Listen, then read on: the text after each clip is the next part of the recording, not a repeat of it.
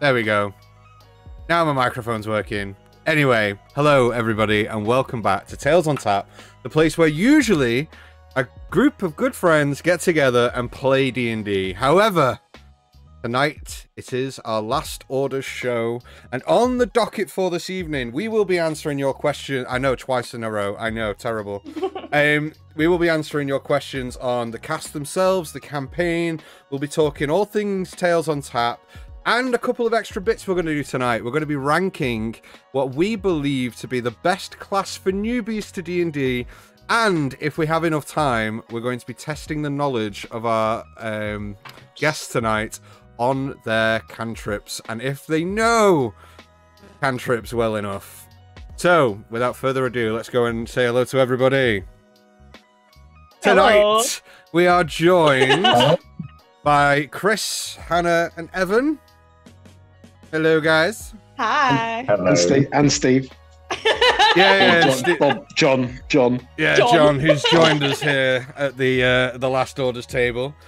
So, before we get into the nitty-gritty of tonight, a couple of words about our announcements type things. It's probably not going to go as smoothly as it did on Tuesday. However, as always, our sessions are sponsored by Valkyrie RPG. If you haven't checked them out already, head over to www.valkyrie-rpg.co.uk. They sell some amazing D&D gear, so math rocks, they sell t-shirts, roll trays, everything. And if you use the code TALES10 at checkout, you get a whole 10% off your first and every order henceforth. So 10% off is pretty cool for D&D nerds, so head over there on the break or after the stream and check out their stuff. Also, if you haven't already, check out our social media links down below. Make sure you hit follow and subscribe on all of those. As always, every stream that we do is then uploaded weekly to our YouTube, so if you do miss an episode, do not fret and worry, friends. It'll be over on YouTube, so head over there and catch up on everything thus far. Oh, General Mel! Hi! So, before I carry on with my announcements, General Mel is from the Dirty Rollers, which conveniently leads me on to my next announcement.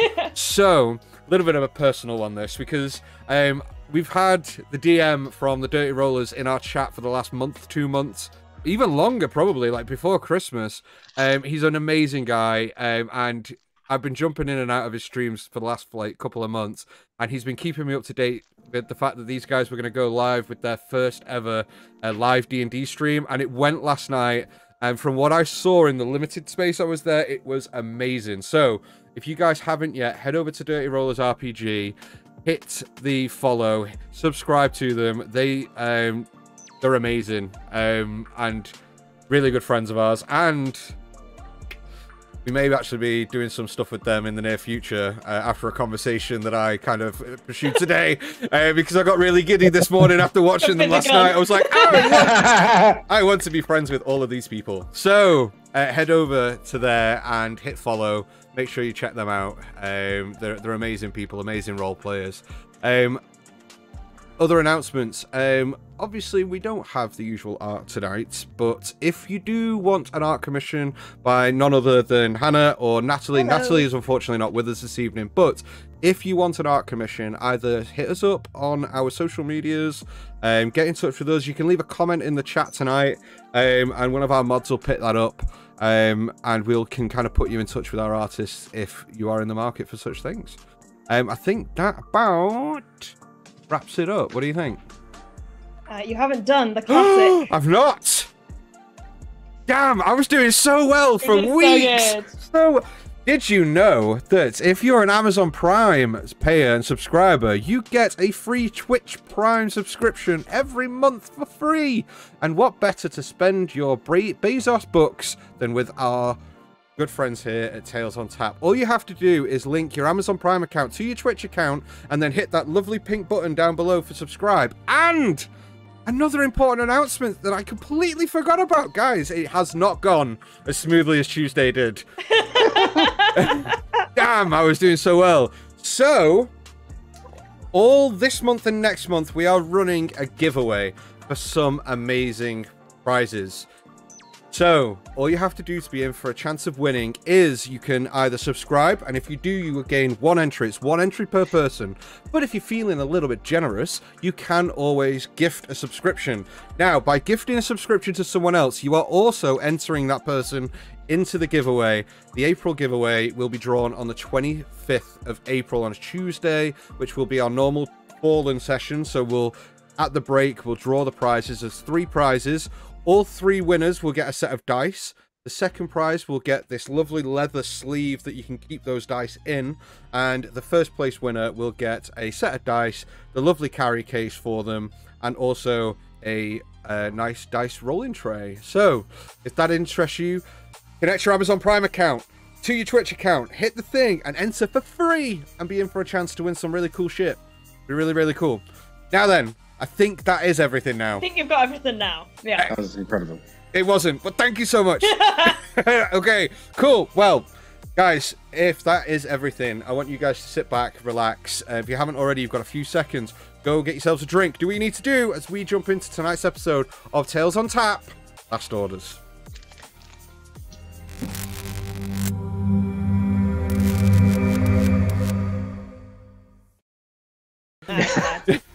In that break, I was just looked at the screen with these guys. I was like, that was terrible, right? That was really bad. So, how are we, guys? Let's just kind of like get into this immediately. How are we all? How are we all feeling? Doing good, man. Not too bad. Yeah, a little less tense tonight. There's not anything on the line. Nobody's rolling any dice. No one's out of spell slots. Yeah, we're okay. This is just a nice, happy place for us to discuss everything. And it's Thursday. It is It's Thursday night, no less. Nearly Friday. It is. We're hurtling towards Friday. Yeah, the weekend is nearly upon us. I just want to take a moment for you guys at home. If you've got any questions about Tales on Tap in general, us as players, me as a DM, Hannah as a DM, Chris as a DM, Evan as anybody, if you've got questions about anything, the characters, the campaign, what we're all about, by all means, hit them in the chat box, and we'll make sure to get these answered for you. Is everything okay music level wise? Is everyone at home feeling okay? Vibing with this lo-fi? Oh, good. Yeah. Good. It's good. So, should we... Almost trying to DM from the chat. I like that. You find yourself in the corridor. So should we... Right. Let's get into it, guys. So, a lot has happened since our last episode of Last Orders. Just before the last episode of Last Orders, we just arrived at the Glen of Alavan. You guys had been rescued by Killian and Tiri, and Trelara, who is off and away with Phalanx, trailing the cultists. You guys have arrived at the Glen. You were... I mean, tell us... I mean, I really kind of... I mean, even for me as a DM, it's... You were kind of like ripped from one place and travelled so many miles off in another direction. I mean, that in itself must have been like, okay, what the fucking hell is coming next, right? Yeah, it was a little bit like that, to be fair. Like, especially after the whole thing that we had, it was just... It was a little bit mind-boggling to travel from one place of favorite to a completely different place. Yeah, and it's like it's kind of a nice little change of pace from what was expected, because like I was sort of getting into the mindset. It's like, okay, we've got a bit of a slog ahead of us.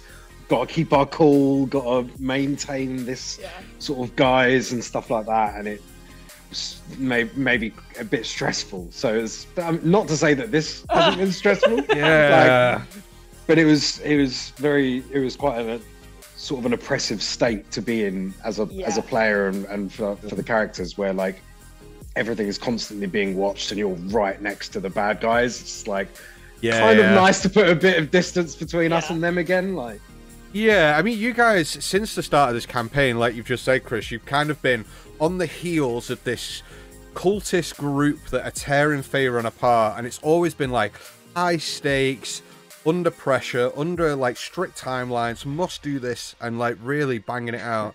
But all of a sudden, these two strangers and somebody from Ashar's past just rock up and go, well, actually, that's that's not the only thing that's going on. We really need your help too, because this whole other thing is happening elsewhere. And for you guys at home that haven't seen that, where the Glen of Alovan is in the Kothar forest, it is under threat. The population of that forest is suffering under what has been described as a blight. So the whole forest itself is kind of rotting away, and we don't really know why. And you guys, as a group, have been asked to kind of stop what you're doing with the cult and help go off and try and do this. I mean, how do you kind of... I mean, even as a character, that must kind of be like, well, we're kind of already doing something, but sure, I mean, it feels like the right thing to do, so we'll come and help you, right?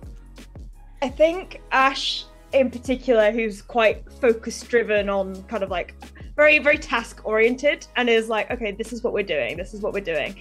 And then it was like, oh, actually, could you maybe give us a hand with this? Like, I had the whole thing as Ash where I was like, I would love to, but we're a bit busy. But it's kind of like balancing the both. And we touched on it last orders as well, where it kind of it's world building, because it shows that there's so much more going on than just what we're involved in, and the fact that like even going to the Glen now has impacted us all in a load of different ways already. Like, I mean, Ash in particular. We're gonna come up. We are coming to that. It's on my notebook down here to come into that. But yeah, I mean, especially for me as a DM, obviously, like I try to make these like things impactful in certain ways, but not always necessarily like over looming danger around every corner. There are other ways to impact a group of players, and I think that the Glen not only provided that little bit of respite where you could have a day or so to kind of take your foot off the pedal a little bit and deal with some of the shit, but yeah, I mean, for me personally, I felt like it was such a nice little kind of like divergence from what you were currently doing, but it was really, really fun. I mean, I just want to make one point before I go into all that stuff. Evan shook his head when you said that up until this point we were on like strict deadlines and caning through it. We were. It's only since you guys have got here that we've kind of turned into a bunch of shambles. But we were doing really well up until this point. Yeah, I mean, I think Nathan kind of felt that as well, because I mean, from not to blame you when he met you guys, it was more or less like, hi, we are this group. Michael only, met you, and the only reason he stopped to begin with was because of Asha. Had he not seen Asha, he would have been heading. Yeah, just kept going. Like, just kept going in that direction. But now all of a sudden it was like, okay, so I'm coming with you guys. I'm following wherever you need to go, because for some reason this is where I'm supposed to be going. And it was kind of nice to have, when we went into the Glen, to sort of, even though it was during the circumstance that it was, with the whole ambush situation, that sort of, and the essential rescue, I think it was kind of nice for way to slow down a little bit and also get to know, okay, who are these people in this group? Because I've literally just met them. Sure, we've been on the road, but we've always had. Yeah, we didn't even spend the night in Baldur's Gate. We were just like, go. This is the thing. Like, I do think since we've been at the Glen, like Michael has kind of become more a part of the group now, and like the kind of barriers that we were facing before have kind of been overcome. Like you going to Naya's with Clovis, that type of thing, me drunkenly spilling your secret to Clovis, it happens. One thing, please don't tell anyone else. I've got it, sure. But it's Clovis, man. He makes everything his business. It's his business to know people's business. Yeah, I mean, He just has that way about him. I think I just People hope just that, want to tell him that- stuff. I just hope that Ash will never get interrogated by the cultists because we Oh are no, all Ash! fucked. Ash isn't the one. Ash isn't even the one to worry about, man. Like if you ever see Feathers get captured, just run, just run, Why man. do you think I haven't told Feathers yet? I just, I'm just kidding. I think, Have you not? Hey, Natalie, we love I think you. one thing that kind of stood out to me from that kind of period while you guys were in the Glen, was there was a lot of moments of figuring out what the hell had just been happening, understanding, okay, there's now a new mission, wrapping your heads around that, but then there's so many other reveals that have happened in that short space of time. Again, you went to Naya's, you found out a little bit about Clovis, you found out a little bit about, a little bit more, should I say, about Michael, although Michael just kind of has always had this, like, sure, here's a little bit more, but it's only a morsel. It's only a morsel there, and it's like, What a crumb. you know, and then... For him and everybody else. Yeah, but then we got the biggest reveal, which I will just say to everyone at home, I painstakingly thought about 3 months ago when these guys went to Elturel and I found out that Evan was joining us and how I was going to do things. And then when Evan joined us 3 months ago or a couple of months ago, I had this whole thing planned. And then Ash just never failed the saving throw, which would have kicked off that next chain of events. Oh shit! Was there those so many different saving throws? Did you know? fucking Yeah. time? So do you know whenever Ash invoked her astral arms, I always made her make a saving throw, but it was a wisdom save, and she has quite a high wisdom stat. Yeah. But then rolled really badly in the middle of the Glen, and for me, the poetic justice of it being her sparring with Tiri. Yeah. I Dude, mean- sometimes the dice write the story. Well, I mean, you know, I mean, we're far better than we ever can. Like. Yeah, you just couldn't write it. I mean, and then, I mean, yeah, for those of you that weren't there during that episode, please go back on the YouTube channel and watch. It wasn't So last episode, I but wasn't the there. episode before. No, you weren't there. And it was honestly some of the most amazing, not only role play, but tense, action-based D&D that we've kind of had in this group. It was incredible. But I'm going to come to you first, Hannah, because you obviously knew nothing about this. The only thing you knew was that you had a brand with the same symbol on that was connected to Michael's sword somehow, right? Yeah. And then this happened. Yeah. So, like, when you started that session, like, after the sparring thing with Tiri, I kind of thought it was going to be kind of a similar thing to what's happened before, like maybe my arm had gotten even worse or something like that. But when you started the session and you cut to like what Jove was doing, is because you were like, well, pickle right where we left off, and I was like, okay, I'm ready, and then it was like Jove, and I was like, hello, what's going on? And then you went to everybody else and mentioned that like people heard a scream, and then everybody went, and you see Ash unconscious. I was like, oh boy, okay, this is 40 minutes in and I'm apparently unconscious on the ground. Cool. And then just the whole dreamscape fight, like it was so epic, it was so fun, it was like a little main character moment type of thing, and I was getting so excited about the whole thing, and it was just...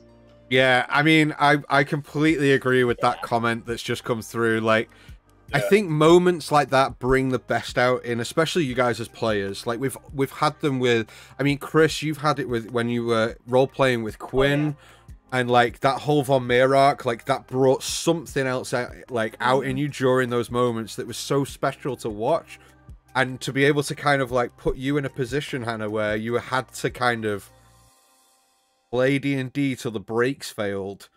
It was incredible, man, and it was so. Go on. I have to be honest, like I was freaking terrified because obviously Dan had messaged us before with the stat blocks on everything, and I was like, okay, cool, right, so we're going for her, sure, we can get on this mission, just go for her. And as soon as the fight happened and we started to like what I felt like was getting some pretty hefty damage in right from the get-go. I was like me playing the character of the zombie just trying to kill you is amazing. It's so much fun, but at the same time, me. Yeah, that's what I mean. It's like, I don't actually want to kill her. I'm terrified. I'm gonna kill her. I'm gonna kill her. Just so you I know, have to stick to the mission. I had 6 hit points left. Yeah. You were close, man. Like, but again, kind of coming back to what you said before, Chris, about like the dice dictating the story. Like, that was such a good encounter. I mean, I'm really kind of upset that you weren't there for you, to kind of witness. Yeah, I would love that. That it was so good. But then you had your encounter with the second deity that you've actually encountered. Oh yeah, what the in fuck? Talos, the god of storms, who has picked Ashar out of the billions of people on the planet to be the Stormlord's champion. Yeah. Massive pressure. I mean, massive responsibility, but it was one of those things. So like, you know, when you're watching like Critical Role or Dimension 20 and stuff, and like certain players are put on the spot and you're kind of thinking, what would I say in that situation? It was like I was thrust into that spotlight, and then it was kind of when you asked what do you understand about storms, and then kind of like stop playing, it was like it made me like think like I'm trying to think in character, but also I want to try and it's kind of like trying to piece together like what you as a DM want, what Ash would say. And so like she would just start by default just punching, because that is just what she does, that's what she knows. And then I think when there was a moment where she kind of stopped, when she was like in the air and she thought about everything that the Stormlord had said, and was like, okay, so it's not just about hitting, it's not just about destruction. And so she started to try and like piece things together, and she was like, okay, I've supposedly raised Michael from the ground. There's got to be some kind of thing in me that can be used to... Thank you so much. Thank you so much for the 500 bits. That's so nice of you. Welcome to the stream, and thank you so much. That's extremely generous of you. So sweet. Thank you so much. But yeah, so I've got distracted by the bits now. We've all been there. We've all been there. That's fine. What was I saying? Yeah, it just kind of forces you to think in a different way when you're put in that kind of situation, and it was so fun to RP through, and even just the waking up bit as well. Like when you messaged, because like Dan messaged me and he was like, you begin hearing talk about family and it stirs something in you. You can basically butt in at any point during this conversation. And when Jove and Feathers were talking about family and their background, I was just like, all right, now's the moment. And they immediately dropped everything and just ran to me. And I was like, this means everything to Ash, because the last time she kind of was in a similar situation, there was nobody. And so it's kind of like, holy shit, I'm surrounded by people who actually care about me. Yeah. I mean, the whole thing was incredible. But so Chris, this is your first Last Orders, and there is a couple of things that I want to kind of direct towards you, because I'm quite curious as to how you are processing things in your mind, right? Because I know, and we all kind of know, who and what Clovis was all about, right? So as far as I knew, Clovis, when you first joined, you would be doing things, but often it would be in Clovis's best interest to do those things, whereas you've now found yourself on this journey where you're just doing things for the greater good, more or less. And more or less doing things for the greater good. And you've been thrust into this kind of group of individuals on this epic adventure. And I just want to see, like, from your perspective as a player, to see that your character's journey through all this. I mean, how that's been. Well, I mean, you know, a lot of people like to design their D&D characters as the lone wolf kind of thing, but by their very nature, that doesn't mesh with a D&D party. So if you're going to build a character that is a lone wolf or prefers to work on their own, or, you know, this whole I work alone thing, you need to have some idea of how that's going to marry with entering a party, and how that's going to progress. Yeah. And so I sort of had an idea for how that was going to go from the start, obviously. But once I had decided that he was going to be a long-term party member, because initially I only came into the campaign to betray the party and then leave. But we spoke about this briefly in our one-on-one sort of chat videos that we're going to be putting out. And then I was like, no, I want to stick around. I like playing Clovis. I like these guys. So we had to kind of figure out a way to make it so that he could stay around. And I think there's still a part of him that's convincing himself that this is all in his best interests. Yeah. But there's been multiple sort of baby steps along the path for Clovis, going from that. Like at first it was because he was hired to do it, and then it was out of sheer guilt because he realized what his betrayal was doing to not only these people, but also, lesser well-off people, and the most simple of people, and he couldn't marry that with anything, so he was stuck with them basically through guilt and also being semi-held prisoner by Sen, yeah. Yeah. But then just gradually, I think he's sort of not trying as hard to convince himself that that he is still out for himself. Because then other ways he's tried convincing himself, it's like, okay, well, now I'm actually seeing the benefit of being around these very capable people, and how that could further my own goals and give me certain safety nets for things that I want to achieve. But that's becoming less and less. He's almost having that conversation with himself less, and he's just sort of coming to terms with the whole sort of fated journey aspect of it. He hates it when Jove quite flippantly says we're saving the world. Yeah. He really doesn't like that, because he doesn't want. He's the kind of guy that likes to go unnoticed and slip in and out of situations whenever he wants to. And not make any big splashes. So when he hears that we're saving the world, then he's like, no, don't like that, don't say that. But then sort of what they went through in Celestia, being sort of seemingly chosen by the Platinum Dragon to sort of take up this mission, and probably now even more so, though he knows relatively little about it, what's happened with Ash. It's seeming now that they're part of larger machinations, and in one sense he doesn't like that, and he will naturally try to resist that. But in other ways, he has always throughout his life just gone with the flow of where things have taken him.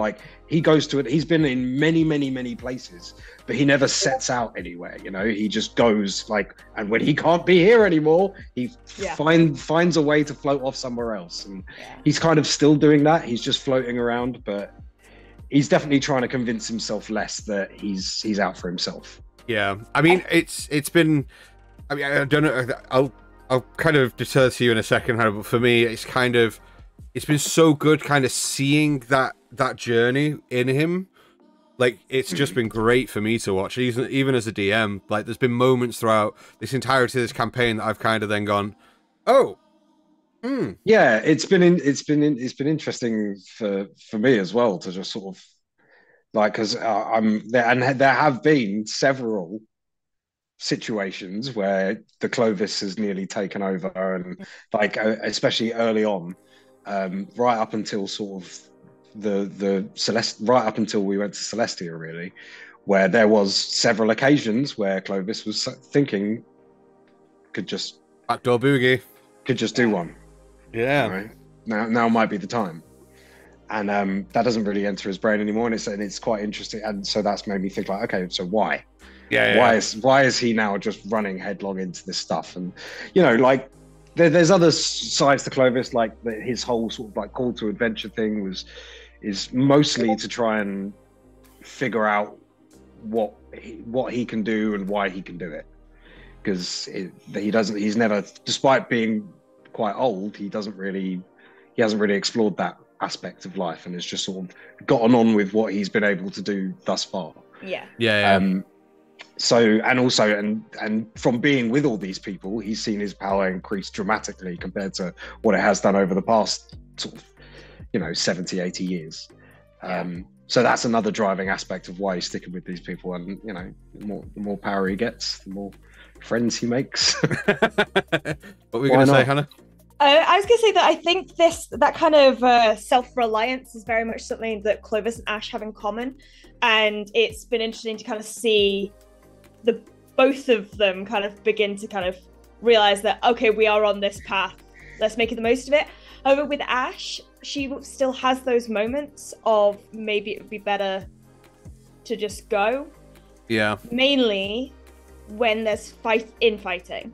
Yeah. Because she doesn't, like, she handles conflict with a punch. Verbal conflict and kind of the tension that is built sometimes because of, like, you know, Feathers being a little miscreant, or like Jove getting like angry about stuff. Like, she is still kind of learning the social, just kind of the social landscape of being in a group like this and being surrounded by people so much. Like, she lived in a monastery for years, but even then she had her alone time. It was very much isolation, focus on yourself, focus on your training. And it would only be when she'd jaunt off into the high forest and go party that she'd have that sociability. Like, there was never really like that constant check-in with other people, making sure everybody else is okay. It's very much like she has to manage her mood, and now she feels like, how do I manage everybody else's mood? This is a lot.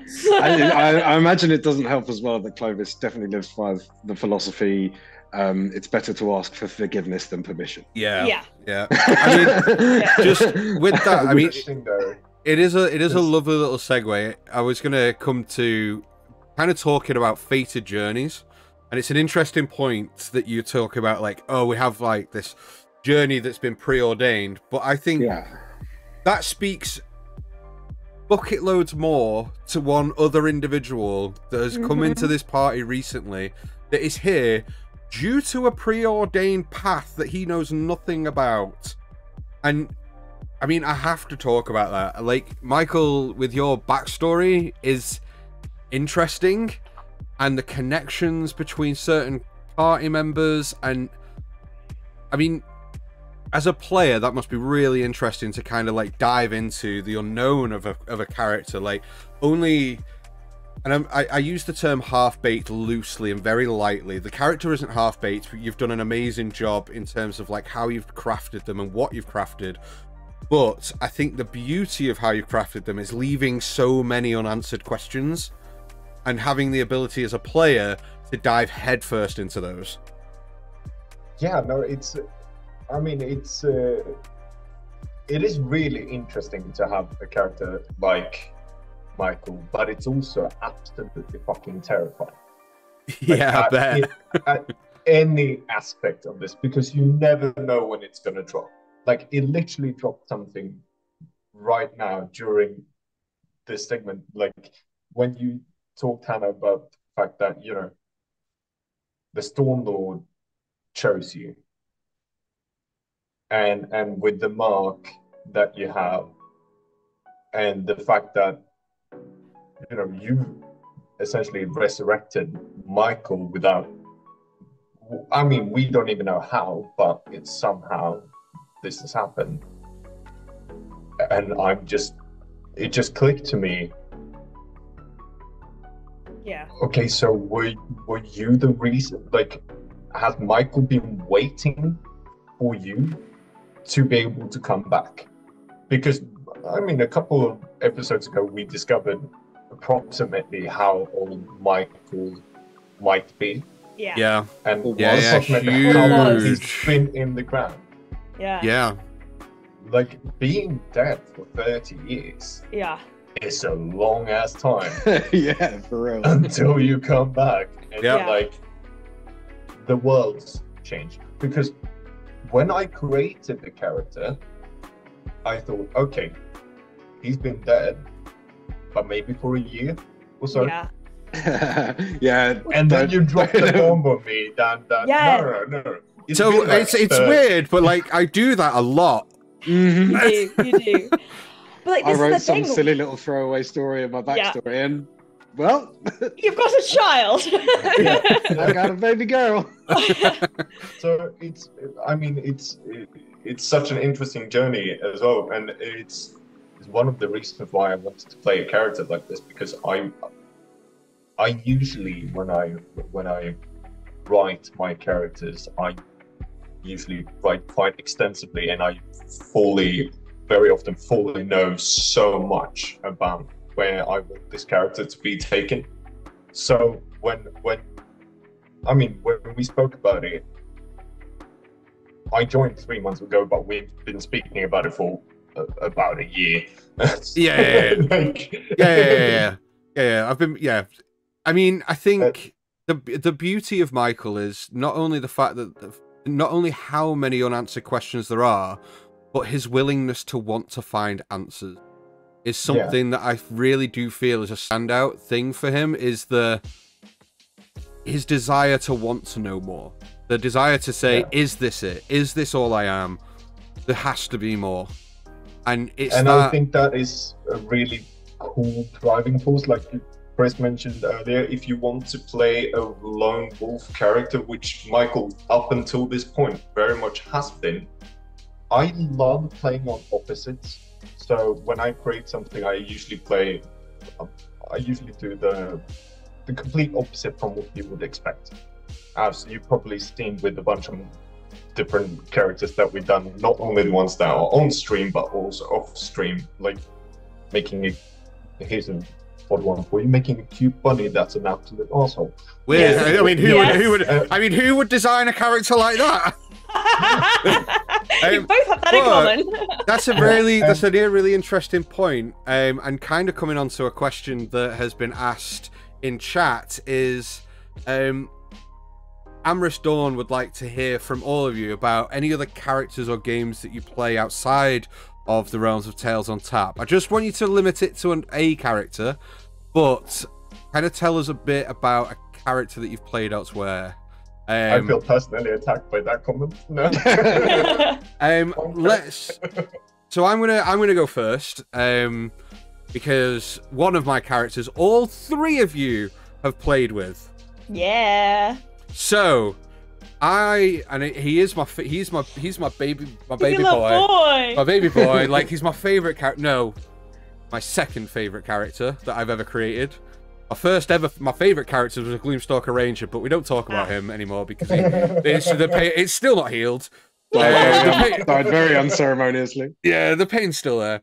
But I play, and my main character that I play is a ASMR cleric called Noctis Graven.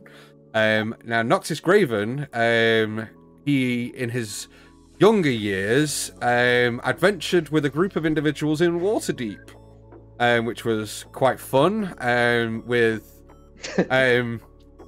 That was interesting. But I played in a campaign with both Chris and Evan a couple of years ago, and Noctis was an ASMR life domain cleric at that point. I love playing clerics. It's my favorite D&D class of all. Like, they're brilliant in every sense. But then I came out of that campaign due to reasons. Did I say Maria? I'm sure I said reasons. But I then joined another campaign in which did you just put these nuts in the thing? You did, didn't you? And then I joined another campaign a little bit later on, which Hannah then joined after me, and I brought Noctis into that campaign, and played for a good year, 18 months with you. 18 months, I think. As Noctis, yeah. But he's my beautiful boy. He's my favorite character I've ever created. He's not a life domain anymore. But he's not. He changed domain and is now a war domain cleric, and he is a bad motherfucker. Like a bad dude. Like, so when you two knew him, he had the long, flowing, like peacock thrilled, long blue hair. That's no more. It's still long and blue, but it's like Ragnar Lothbrok cut now with a neon blue wolf tattoo down the side of his head that is magical, that portrays his emotions. So if he's pissed off, the wolf is growling on the side of his head. So dope. Nice. But can you all tell me a character that you have played in another campaign? So I'm gonna go to Chris. I'll go to you first. Okay. So I've got to give a special shout out to my special boy, Philip Vanderlake.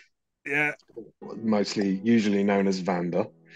And he was a Vengeance Paladin, Polearm Paladin. Polearm Paladin's the best thing in D&D. Everyone go play a Polearm Paladin. Yeah, Polearm Paladin, and at level 4 when you get your ASI, go for Sentinel Feat.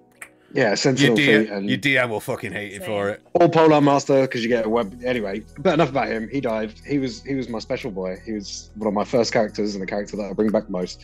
But just because it's probably the weirdest character I've ever played, there's another character that I'm currently playing, sort of, in a campaign right now, called Raziel Dion Sunscar, and he is a Leonin barbarian, ancestral guardian barbarian.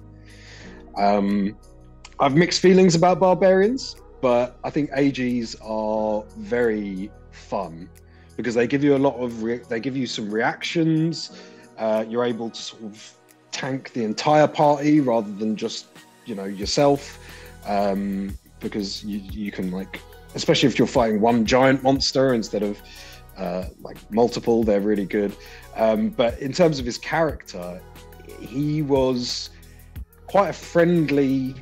He was an older guy with a very big family, lots of kids, who's been driven from his home and put through fairly horrible circumstances for a very long time, and was sort of dropped in Waterdeep, not knowing where any of his family are, but sort of looking for kind individuals to try and sort of help him get a leg up. And yeah, it was fun to play like a barbarian who, outside of combat, is actually just kind of like a friendly old man who gives you advice and is nice and wise and friendly and huggable. But then when he gets into combat, he just tears things apart. And he was a bit of an idiot as well, but a lovable idiot. Yeah, I love Raz. Yeah, and everyone called him Raz, and I used an Australian accent to play him. Leonins have Australian accents. I didn't know. So good. Hannah, you want to tell us about a character that you've played?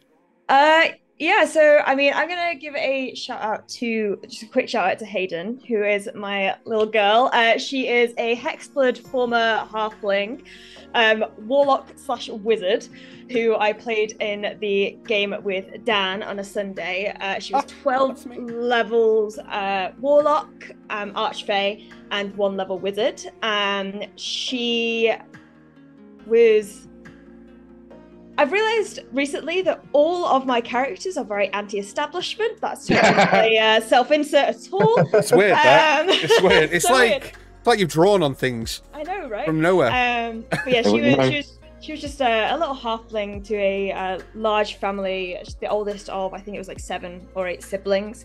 Very much had the responsibility of raising them, and kind of adventure kind of called to her when she had to basically trade the deal that her dad had made and basically take his place with the pact, and since then it kind of changed her life. But what I will say is that Eddie, who is Dilfhound in chat, runs an 80s horror D&D game. Well, we only get 1 each. I am doing 2, I don't care.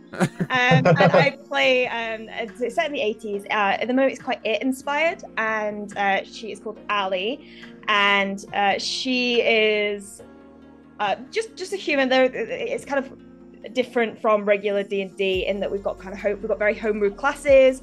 We're all human, and she is just going through a time right now. Yesterday, she turned into a marionette and was unable to hear or touch anything. Oh dear. Nice. Yeah, and was basically seeing a load of her fears come to reality, and she's quite a natural leader and very much a big sister to the group, but she's kind of gradually realizing she can let her barriers down, especially around her best friend. Well, we've just had a comment in saying sounds like a total loser, in my opinion. Yeah, I mean, how about you don't slag off yourself? Yes, I did, Natalie. Not Natalie, that's your character, Lexi. I'm so sorry. So, just before we get to your character, Evan, Chris, can we hear the Aussie accent? Oh, you want to hear Raz? We want to hear the Aussie accent. The question from the chat says, can we hear the Aussie accent, Chris? Well, Raz is he's got quite a low, kind of draggy voice, and he does a lot of this, and as he kind of adjusts himself, he's Raz. What can I say?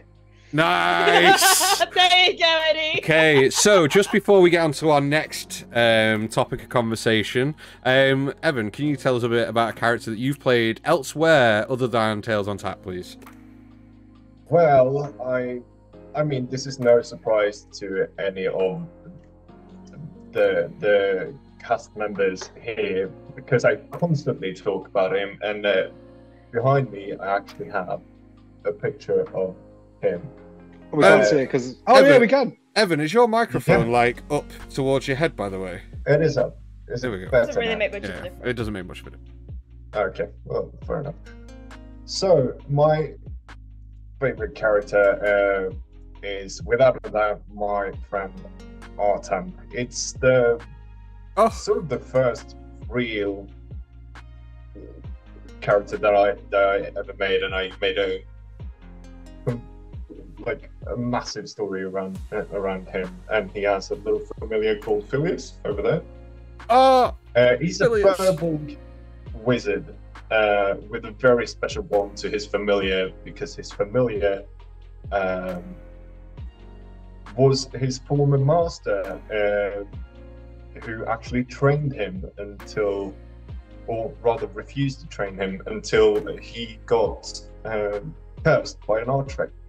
And so Artan had to find a way to find a cure for That's so cool. his teacher, and so that's why he set on a journey. He's very close to my heart because he's like a child. He's very close to my heart as well. Yeah. He is. So He is a child, and he was sort of the baby of the group. He's 17 years old, which in Firbolg is so. On that, really young. I remember it very, very clearly. The first, or it may have been the second session that we had in that campaign. I was playing my Gloomstalker Ranger Merrick. My favourite character ever. May he rest. I can never play that again. I run a rule that if one character dies, I can never play them again. But I remember very clearly you were doing something that was uber Artan, uber Evan in general in a whole sphere, and I think me and Chris messaged each other almost simultaneously with words to the effect of, "We must protect him at all costs." Yeah. Nothing will ever touch his. Nothing will ever. No harm will come to this person while we're around. But it was. Yeah, it was for me. It was great because I was a player along. I had two characters alongside Artan. What first was my polearm paladin Vander. And Vander sort of saw him as thank you for the gifties. Thank you for the gifted subs. Much. And on that, you have just gifted an entry to the giveaway to Lady Mustella and Dilfhound. You are both into the giveaway. Let's go. Sorry, continue. And yeah, so with Vander, Vander was a little brother himself.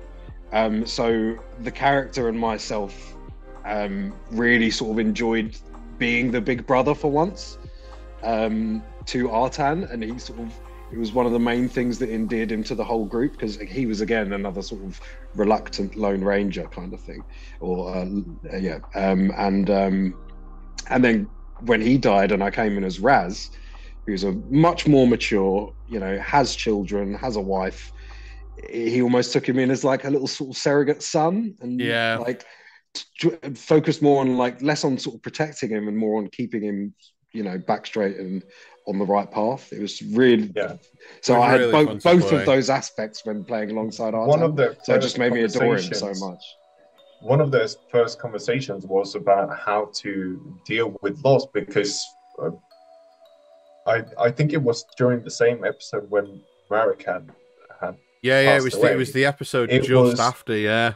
I remember that. Yeah, because we were the only ones that got away. Artan running through the forest, just trying to escape and survive, and it was a huge emotional episode of a parent talking to a child about how to proceed from this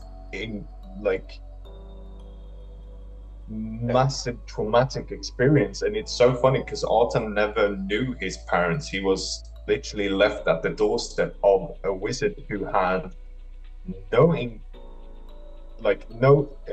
intentions of being any kind of a parent. It was more like being the sort of, not even a mentor. It was more like, okay, so I have a child now. He's completely useless, but maybe I can make him into some kind of help. He's a fixer-upper. Yeah. Well, that kind of brings us very nicely to a little segue into our next big topic of conversation. Ooh. So, big talk. We're not only we don't only play on a Tuesday with the Fallen, but as some of you might already know and have watched along with us, we started a new mini adventure. We say mini adventure.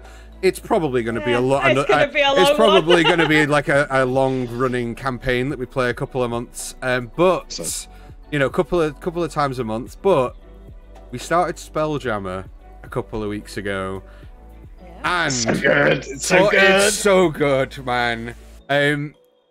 Not only because of the characters, we get to see. This is why it stands out for me, right? Just left the characters. It is almost a total contrast in the way that everyone plays on a Tuesday to the way they then play on a Thursday. Like, we are super like playing opposites, aren't we? It's complete opposite. Yeah, you really are. It's so fucking good. I will just give a moment of mad fucking props to the second best DM of this group. Shut up. Hannah, look. Come on, Dan. I'm not the best. Hannah, look. You have done amazing. Like, we all witnessed it when we did the first. So for you guys who have been here from the beginning, when we first started, Hannah DM'd Tatiana's Tinker Top Tailored Circus thing. No, Titania's Transplanar Tinker Top Circus. It's been 6 months, man. I can't remember. I'm playing your one, Dad. So we played Tailored that, Circus. and you kind of gave us a glimpse, because we only played that for 3 seconds, but you gave us a glimpse at how well you can run a campaign. And then from that, I mean, we caused utter fucking chaos in that. Because we knew it was a one-shot, we caused mass amounts of chaos in that. And then we said, we had a conversation outside of the group, Hannah, about what you want to run. Do you want to run something long-term? Do you want to run it short-term? All the rest of it. You were like, look, I'll run a mini-adventure over a couple of months. Maybe, over a couple of levels, we'll go from there. But I think the actual sense and the general feel of this is way different to anything I've ever played in. I mean, I get to play Heskar, who is honestly, he's very, very close behind Noctis as my favorite characters. Heskar, man. It's so cool. But Hannah, as a DM, how do you feel the campaign is going? And so I'm very overly critical about everything I do. It's part of who I am. But basically, like, so with Titania's, it was one of those things where, because I knew it was just going to be literally four sessions max, like, I planned it out. I knew it was going to happen on each session, like, to some extent, because you guys, God, you threw me through a loop with some of that. I don't know what you're talking about. With this, it was one of those things where I was basically thinking, okay, because I had a conversation with Dan, who plays Jove, about potential things that I could run. And he kind of mentioned Spelljammer. I realized that I had access to the Spelljammer resources, and I was like, okay, cool. And I was like, I'm going to do a pre-written adventure. I'm not going to do it homebrew. I'm not going to do that. Like, I'm going to make it easy for myself. Have I done doesn't that? Work. It doesn't work, does it? The whole thing. Like, there are inspirations from Spelljammer Academy and the Light of Xeraxis in there. But very much the whole story is basically me going, I want to run Star Wars. And so that's basically what's happened. And I think last week's session, I think that's when it properly hit for me, that I was like, okay, all right, this is working out. This is pretty good. Yeah, dude, Like- last session was so good. That Yeah. session was amazing. I can't wait to play again. It is next week, Next week. mind you. But yeah, I mean, it's like been the characters you brought to the table as well. Like, I love them all to bits. It's so bizarre calling for an intelligence-based check and having 26s compared to the Tuesday game. Like, it's insane.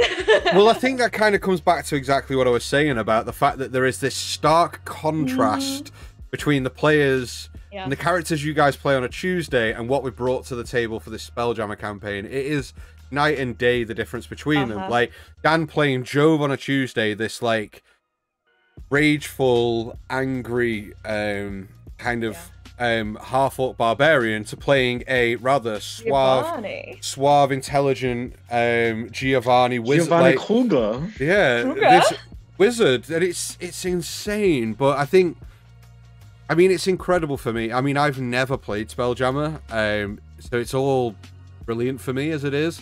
I mean, I get to play as a player again, which is always great because I love you guys as players and being able to play. It is fun because I have missed, because the way me and you met was by playing alongside each other as PCs and as players. And while I've come in and love your DM style, it is very nice to get back alongside you on a party again. It's cool, isn't Yeah, it? it's very Rory holding Very hands. nostalgic. So Dude. sweet. Yeah, like I love that little relationship, and it's kind of, there are some echoes of how we used to play as well. Yeah. Our characters were always kind of like gave each other the wink and the nod, and like, okay, are we let's doing do this? let's do some dumb shit. and it's definitely So, worked out perfectly. Yeah, I mean, last week we had first big combat. Yes. How did everyone feel that went? Because I felt like it could have gone one of two ways. So here's my feeling on this, right? I loved it, but I always had like my hand on the trigger, like something is going to fucking happen any minute now. Any minute now, something really bad's going to happen. And then the really bad thing that happened was us. We were the bad thing. We fired the harpoon onto the ship and we're like, let's go and steal a ship. yeah. But how do you feel it went, Hannah? You made your bed. I think so. With that, there was a lot to kind of deal with in terms of I was trying to manage ship-on-ship combat whilst also like the on-the-deck combat, and I think it would have been a lot worse had the Nightshade Viper is what it's called, the other ship. It's now going to be called the Defiant when we get on board. Had that actually hit you, because it only actually managed to hit you once. And had that been more of an imposing threat, I think you guys would have struggled a lot more. However, the way you guys dispatched of the enemies and were sorting through all of that, I think it went really well. I think it dragged on a bit longer than I was expecting it to, but that's just combat in D&D. That's combat, baby. Spot Table Mammal, thank you so much for the follow. Welcome to the family. Woo! We are 11 followers away from 200 followers, guys. Oh, that's insane. Oh shit! Share Get him in it. Get him in it. Spot Table. Apologies. Share the stream with friends. We're 11 follows away. We'll try and say your username correctly next time. Yeah. No problem. But yeah, it was so cool, man. I'm really excited about what is to come. But I think one of the main takeaways I take from that is a complete spottable mammal. Cool. We fucked it, guys. We fucked it up twice. You did. Sorry. So I think like the contrasting characters. Yeah. The total contrasting characters between even the actual group is insane. Yeah, the group dynamic as well is very different. The group dynamic is so good, man. Oh good. I love it. I just need to gush for a second. I'm loving that campaign so fucking much. Like, just especially last session, it's so fun. Like all of it feels like a weird, quirky comic book. Like, yeah. I'm one of those people that like when I see like a D&D party, and you know they're all vastly weird, different like species and stuff like that, and it's kind of to me it feels a little bit less believable, but because of the setting. Yeah, this is having the thing. all these crazy, weird characters fits and works perfectly. Yeah. Yeah. The way they're meshing together and the way they're sort of jamming together, there's not really too much tension. Everyone's No. just kind of learning about each other and being like, oh yeah, that's how this person is, and that's how this person is. But Well, I think because of the vastness of the Astral Sea itself, it's one of those things where not many people have interlinking backstories. A few of you do, without realizing.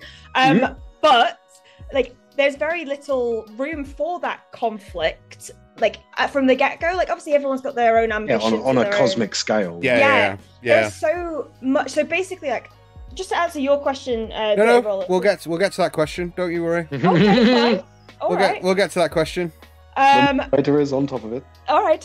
So basically, like, planning the Astral Sea itself and the wild space systems within it, there are a few very interesting wild space systems that I hope you guys get to. And I may or may not have gotten overexcited and mentioned it to Dan at one point. Well, on that note, because obviously the idea is for this to be a short-run adventure. Yes. Can we challenge the chat? And if they put a certain amount of like subscriptions in by the end of the stream, we make it a long-term one if you give a number. Wow, that's something to decide on the spot.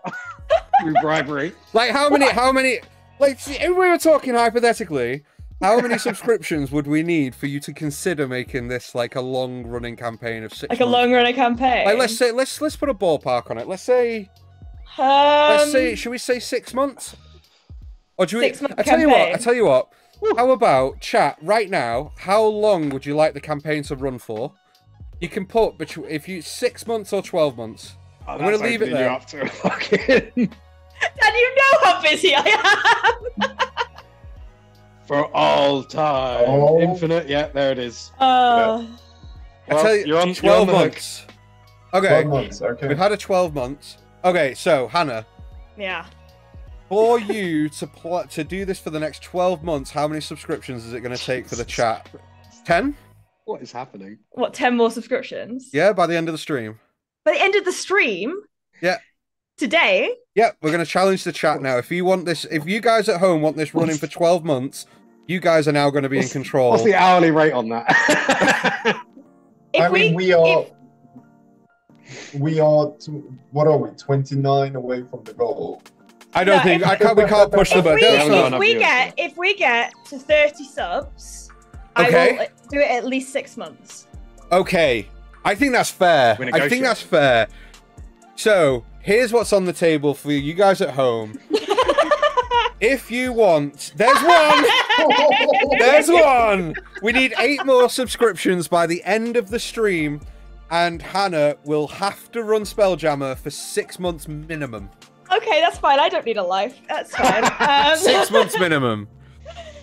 8 more subscriptions. Oh god, no. Spottable mammal. Oh my god. Oh, incoming.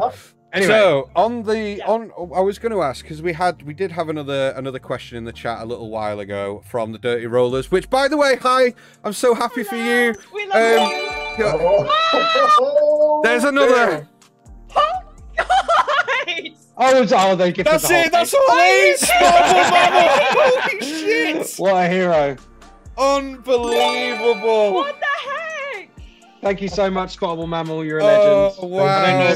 I don't know if Hannah's thanking you, but... So you guys at home are going to get Spelljammer for another 6 months. All right, well, I'll commit to that then. Hell Amazing. Yeah. So, thank you so much. Oh my god. So, yeah, okay. Spottable Mammal, what in the chat, people. may not have actually realised you have just done there is, not only have you just entered our giveaway for April, which the details are down below in the About section, you have just gifted those 8 individuals their entry into the giveaway as well. So I can't thank you enough. You've just given 8 people the opportunity to win some amazing prizes. So thank you very much for everyone here at Tales on Tap. You absolute rock star. I'm going to, in fact, could our mod make Spottable Mammal a VIP, please? Woo! As our thanks. So we had a question from the Dirty Rollers.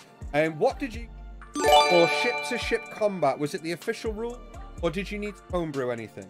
I definitely needed to homebrew stuff because the ship-to-ship combat rules in D&D in general are either boring or a bit bad. So it was one of those things where, because it didn't really kick off as much, like I didn't have to play into that too bad. But essentially, because of some of the weaponry on the ship, I'm just gonna quickly move the alert box over here. Because otherwise, so it's covering so it's not covering Chris's face. It looks like I'm coming out of a present. I like it. Can you please cover the old man's face there? Cinder1316, thank you for following. I will hear no disrespect for John Dave. I know, guys, we are 10 away from 200 followers. You've done enough of that. I'm so hyped for this session, guys. So good. This stream's gone so well. I'm sorry, continue. Yeah, so basically, because it takes so long to like load the mangonels, there is no real there's not really much out there in terms of ship-to-ship combat, so it's kind of just using common sense, I think. And what you've seen on, like, to be honest, I take inspo from some of the ship-to-ship combat that Matt Mercer's done, and even just Brennan Lee Mulligan in the Escapes of the Bloodkeep when they're on the airship. Yeah. Kind of similar things to that, but obviously it's very different when it's in space, and you have to consider the fact that in space, and you have to consider that breathing is a necessity for a lot of creatures. Yeah.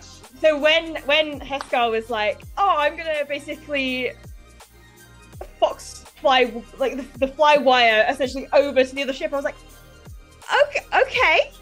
You can certainly try. Get yourself in the vacuum of space if you like. That's fine. I was literally like, I can hold my breath for 6 seconds, right? This is fine. But like the way you kind of maneuvered around it is fine. But I think as we get more into it, the more and more I'm going to have to homebrew, especially in terms of on-ship weaponry, because even a lot of the spelljamming ships, as part of Spelljammer kind of source book, they're pretty much galleons, and they're pretty much the same, similar to what you guys are currently on, the baking tray. It's mangonels and classic crossbow bolts, basically. Well, Bottable Mammal actually made a really good comment just after that question to say that the official rules that they actually use within Spelljammer have been low-key poorly ripped off from commonly used homebrew rules anyway. And he's he or she, they apologies, they are absolutely right. Yeah. It's called community development. Yeah. I think this is the beauty of D&D, is that everyone goes like rules and ship-to-ship rules. Ship-to-ship combat guidelines is more apt. They're more like guidelines, right? Any rule within the D&D community and rule books as such, the guidelines, they're there to be used to your advantage anyway. So yeah, I mean, again, Spelljammer is amazing. You've got another 6 months of prep to do. 6 months minimum, because next Last Orders, if we get, I mean, this could go on indefinitely. we could potentially get you playing this for the rest of our lives. This is going to be great. I completely agree with that, Data Rollers. It is just the exact same weaponry. So the way I want to go about it going forward, and some things these guys might discover soon, is that some ships have a lot more advanced weaponry, which is not in the rules at all, and has had to be completely homebrewed by myself. So yeah, I think that's one thing that was lacking within that source book, is the imagination behind the possibilities of what could be in space. It was more like they'd taken the rules for normal ship-to-ship combat and gone, look, they're flying. Yeah. And kind of tried to marry the airships in space. That's all they did. And it was difficult. But again, massive thank you for running that. It is an amazing campaign. If you guys at home haven't watched all of that yet, it is live on our YouTube channel. Head over there after the stream or whenever you've got some spare time. Watch the first couple of episodes. We're only on episode 2, so there's plenty, just enough to catch up on. And then next week, on Thursday next week, we will be back in space. Episode 3, baby. It's going to be great. It's going to be great. So you will be able to witness a massacre. yeah, no, maybe. No, definitely. Oh, we haven't been secretly planning to murder blobs in the background. Just killing Gurgle's family. It's all good. Yeah. We don't know that that's family. Anyway, that kind of gives us. This kind of brings us on to our next thing. You guys want to do something fun? Yes. Yeah. How did you Okay. get to that? How did you get to? Do you guys want to do something fun when we talk about massacres? Because we're having fun, right? So, our next little segment is something that I want you guys at home watching this to get involved with as well. Because we're going to do something pretty cool. So, we have 4 individuals around this table right now, figuratively, who have all ran games. Hello, guys. 5. Oh, yeah, Yeah, sorry. you can't forget sorry. John Dave. Sorry, John Dave. This will not stand. Sorry, John Dave. However, we're going to do something pretty cool, pretty fun, and I want you guys to get involved at home as well, because what we're going to do is, between us and amicably, I might add, we're going to do a tier list. We're going to rank what we believe Controversial. is, and we'll go into it because there is a little bit involved in this. So as you guys at home can see, I have found a lovely tier thing that you've probably almost certainly seen on YouTube and stuff before now. But what I want you guys to do is we're going to go through, and the idea behind this is we have all DM'd, right? We all have ran games. We've all been new players, and as we all know, when coming into the world of D&D, one question gets asked more than any is, what is the best class to play for a brand new player? This is somebody that wants to get into the world of D&D, somebody that hasn't played before, that we think mechanically and all that kind of things, where we're going to rank these on this tier. Now, I want you guys to get involved at home as well. So, first up on here is the Artificer. Now, S on here is this is the pinnacle. This is the best class. Whatever classes we put in S, they are the best ones to recommend to new players. A is they are good. They aren't the best, but they are really good classes to give to new players. B, you're talking middle of the road. C, less than favorable. And then D is you would just definitely not recommend these to new players at all for whatever reasons, right? Do we all understand the rules? Yeah. Yes, sir. Okay, Right, so yeah. first up is the Artificer. So, guys and girls and people at home, I want you to comment in the chat now where you would place the Artificer for a brand new player. Now, No reading chat. no. So, I'm not looking. Not looking. you guys at home, don't read chat. I will tell you if they agree or don't agree at home. Okay. So, I believe. Hear that monitor. Here's what I'm going to do. So I'm going to watch together. I'm going to place them where I think they are and where I believe I would put them, and then we can open it up. So the Artificer for me, I would say is a solid D. I'm also thinking D. It's a D. They are an amazing class. Now, just so that you guys at home don't get all like offended. Disclaimer. Every class in D&D Beyond, not D&D Beyond, but every class within D&D has its merits. They are all brilliant classes. I've enjoyed playing a multitude of all of these classes, but that's not what this is about. It is Specifically from the perspective of a new player. yeah. Is this a class that you would pick up and go, this is definitely suited for a newbie, or definitely not? And I personally don't think that an Artificer is suited for a new player. They are brilliant and they have a lot of versatility, but they're just so complicated to try and get your head around and requires a lot of work in the background to actually get the full benefits of them. Yeah, I think go on. No, you go. I think, they're extremely difficult to recommend to a new player because they're sort of a mix of various different things.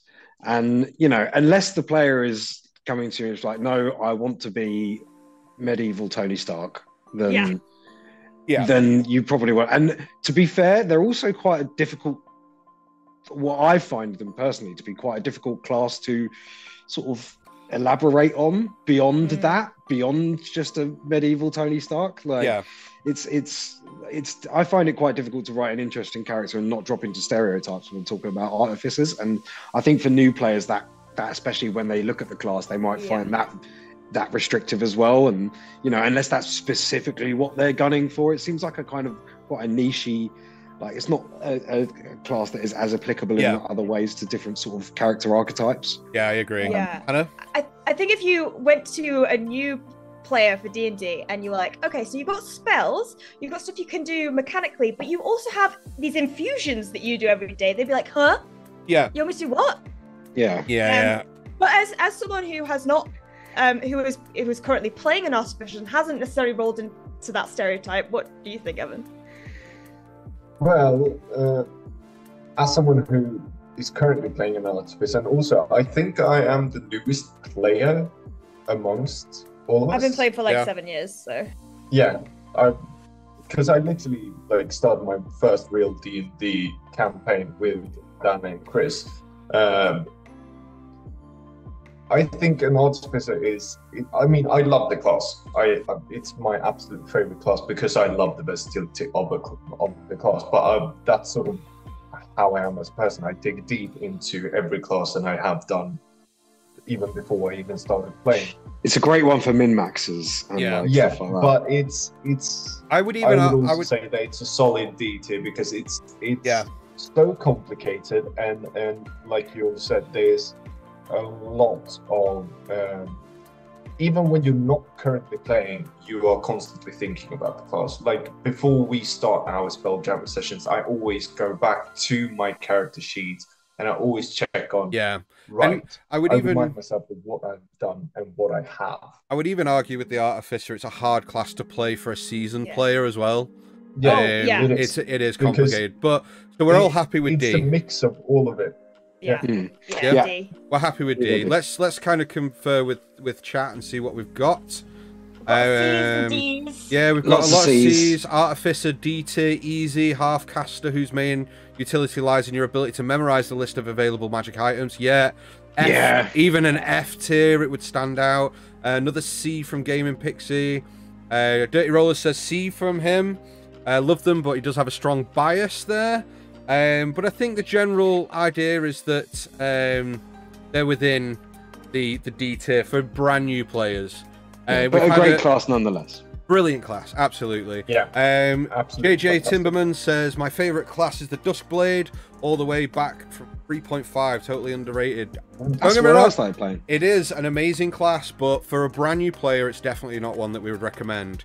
Which now brings us on to one that I would wholeheartedly, I mean, this isn't an argument, right? This is no question about this. We're on to the Barbarian. Guys at home, Barbarian, would you recommend this to a brand new player or not? 1,000%. It's easy S-class. I think Easy it is S-class. one of the easiest classes to get your teeth in. However, I would probably go A, simply because if you want to think about getting people hooked on D&D. If you want to think about it in that way, I don't think a Barbarian does that. I mean, I don't think Barbarian makes you go, oh, like, personally, I love a Wild Magic Barbarian because I think they're fun.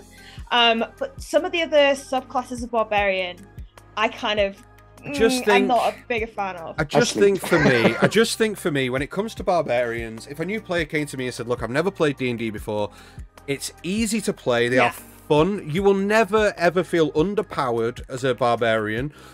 Alright, so the main thing and the main trope with Barbarians is they get the rage, right? They can get to rage up to a certain amount of times per day, plus depending on the primal path that they take, they get different abilities.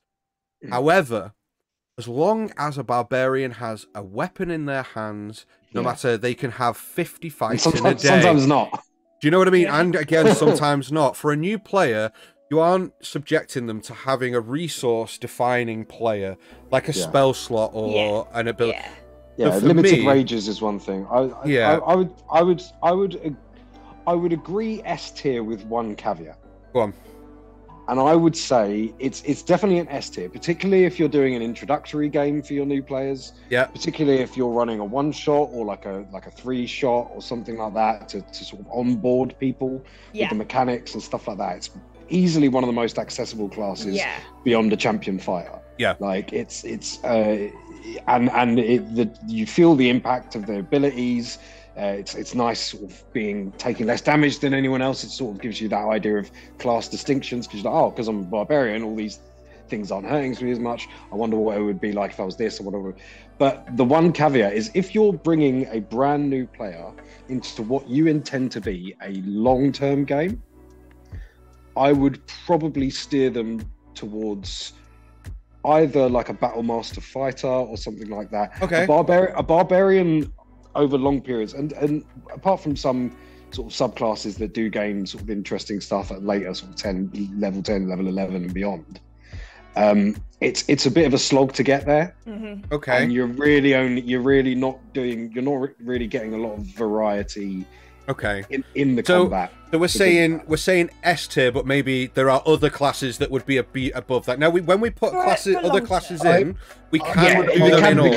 The caveat is only dependent on what game you're entering. I think it's much more common that a new player is going to be playing some kind of onboarding game that is only going to last. I would argue the same thing that Hannah did. I would argue that it's an A tier, and my reasoning for it is because for me it's very much about role play more than classes. So we're saying that it's dropping down from S to A because there are more accessible classes out there. Now, it still could be an S tier, but towards the end of, like, the lower end of S, there could be other classes before that. But you're saying either top of A tier or bottom of S. If we're talking an onboarding game that you're only going to be running for like 3 to 5 weeks, barbarian S tier, probably top of S tier. Okay, because it's hard to do a barbarian injustice over. I know you're trying to move us along. The role play thing. I reckon leave a barbarian in S tier because we're talking about new players. Okay, well, let's have a look what everyone else has said in chat. So we currently have A or S, easy S tier, fun to play, easy mechanics, S tier for new players, easy. We have a newcomer, Albino1. Hello. Hi. We are rating them based on how good they are to recommend to new players of D&D. So not our favourite classes, just based on them being new players. Yeah, so if a newbie wanted to come into the world of D&D, how easy would this class be for not only a new player to pick up, but how easy would it be for us to kind of recommend that class? So let's leave them in S for now, and let's move on to a very interesting one. And this is going to be, I think, controversial as we move into the Bard. So, guys and girls at home and people at home, where do you think that you would rank the Bard on the recommendation to a new player? Would you recommend it to a new player likely or less than likely on that scale? I'm going to start us off. Go on. And I'm going to put it in C. C. I'm going to put it hard C class. Now, here's my reasoning, right? It isn't quite a B, and here's my reasons behind it, right?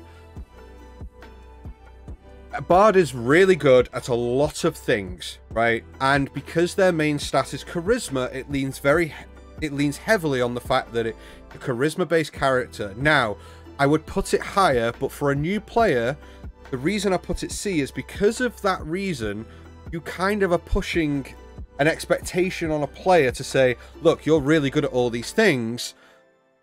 You know, you'll get expertise in a lot of proficiencies. You'll get half proficiencies on a lot of your skills. However, I think there's then that caveat and that expectation that not only are you handing them, quite frankly, one of the largest spell lists within D&D, there's lots of different reasons, right? A Bard, can you change? I don't think you can change your spells on a long rest as a Bard. No, you learn them. You learn them. So you're stuck with the spell choices. For a new player, that's a really slippery road into fucking up a character because you don't know the spells. It takes a lot of work to learn them all, find out what would work best, and try to understand the spell list. And there's then the expectation that you're playing a charisma-based character, so you know you're gonna have to try and lean into the role play side, and people don't necessarily play D&D to role play as much as we enjoy that. So I would say that's a hard C for me. I'm gonna hop in Yep. and say I agree with C for most bards in Yep. terms of subclasses. College of Swords bard, however, I would put to a B. I would argue that there are certain subclasses within these, and for those of eagle-eyed viewers at home, you will notice that I have split a couple of these classes up for a specific reason, because one subclass within two of these classes stick out heads and shoulders above the rest. Now, College of Swords Bard is great, but again, the abilities you get as a College Swords Bard, they are massive, right? I think, for me, personally, it's a C, but you think C overall for a Bard? I think overall, yes. Personally, from a new player perspective, yeah, I guess so. But I just think bards have the versatility that if you are into roleplay, I would recommend a bard. And I would probably, so long as the DM was coaching you on those spells that you're picking, and if you have like a very hands-on like DM who's like talking you through everything, I think that puts you in a safer position to choose bard. But yeah, overall C. Okay, C from you, Evan. I would say probably C or maybe B. Like Hannah said, it's a lot about the sort of role play aspect of it all, and the confidence that you walk in with as a new player. I mean, I was terrified the first time. Yeah. Like in sort of interactions, and because a bard more often than not is the head of the party. Yeah, it's the voice of the group, right? The one that's trying to persuade, deceive, that sort of thing, right? Exactly. Okay, so C or B for you. Yeah, I would most likely say C. We can say towards the top end of C. If there's other C classes, we can move them around as we go through. Chris, what about you? Yeah, C for me. I think Bard is like, it's similar with Artificer as well. It's kind of a jack of all trades support class, which can be daunting and also can be hard to sort of take on. If I was to recommend Bard to a player, it would be a very specific player. Yep. Okay. So, for example, like a good way to identify a new player to recommend a Bard to would be like, if you have a group of players where one of the people within that group has brought all those other friends together and they want you to DM for them, and they're the one who seems to be the most invested in D&D, and they want their friends to get into it as well, and they want their friends to have a good time and join them in this hobby, that would be a really good player to recommend a Bard to. Okay, so not only will that encourage them to lead the way in the social encounters, I actually tend to agree with you. That support class would also mean that, you know, they're making sure their friends are having as much fun as possible, and that everyone's getting invested in this. I also think there's a lot to that as well. I think in every group you should recommend one of them be a Bard, but overall I would say C. Yeah. C. Okay. I would also like to just quickly add that I've seen some, and I've heard stories of how a Bard is so developing for a new player. Yeah, this is something I was about to say, actually. The silent person in the group can absolutely burst out into the most spectacular Bards, because you never see it coming. And sometimes it just takes that, little bit of a push. Yeah, it's sort of like a deep end thing, isn't it? Like, if you drop a new player in the deep end with a Bard, you might just be wonderfully surprised. And I think there was a comment in the chat a minute ago about it's an amazing class to get an extrovert to discover the crunchier aspects of the game whilst doing what they want to, which is talk. But I would say I still say it's the top end of C, but we could push that to the bottom end of B depending on where other classes fall. Where everything else falls. Yeah, so we've got A or B from Gaming Pixie. We've got C tier maybe from Spottable Mammal. We've got, I would only start off a Bard if they already are comfortable with role playing. Other than that, it's a D from the start of the Bard. We've also got Albine, who says, B, conditional on having a player who's interested in spellcasting and role playing with NPCs. If not, they have to buy in, then it's a C. Yeah. So I think a lot of people at home, Dirty Roller says B overall might be a bit higher for an extroverted individual. I think we're quite happy with where that is. I think everyone kind of agrees. Yeah, I think depending on where B and what else ends up in C, then we might push it up to B, but I think high C for now, yeah. Okay, and here's the next one. So we're on to Blood Hunter now. It's the critical role class that Matt Mercer created. I'm going to get us right off the bat, but guys at home, put in the chat, what are your thoughts on a newbie, a brand new player playing a Blood Hunter? Here's my thought. I'm going to put them below a Bard in C. Yeah? Below a Bard in C. I think on the surface, you hear about what a Blood Hunter is, and you go, holy shit, yeah, that's everything I want. It's kind of like a crimson, blood-cursed warrior who's out for... you know, this, but then you actually look into the detail of the actual intrinsic design of that class. There is so much you have to actually remember, think about.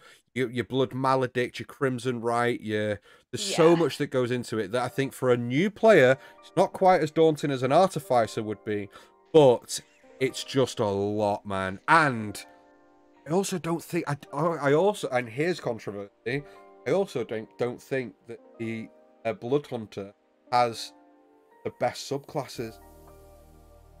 I don't think so. The Lycan Blood Hunter one, the Crimson Right of the Lycan is cool, but would you be a Crimson Right Blood Hunter if you can be a Path of the Moon Druid? You know what I mean? Like Circle of the Moon Druid, but it's one and the same. You can and I think Circle of the Moon Druid is a better class for a newbie than a Lycan Blood. I would say it's below Bard in C for me. I'll get myself out of the way. I'll be very quick. I'll get myself out of the way. Barely even looked into a Blood Hunter. The class doesn't inspire me too much, to be honest. But I can see it's got some application. It's probably not one of the hardest ones to learn, so I'd go C as well. Low C.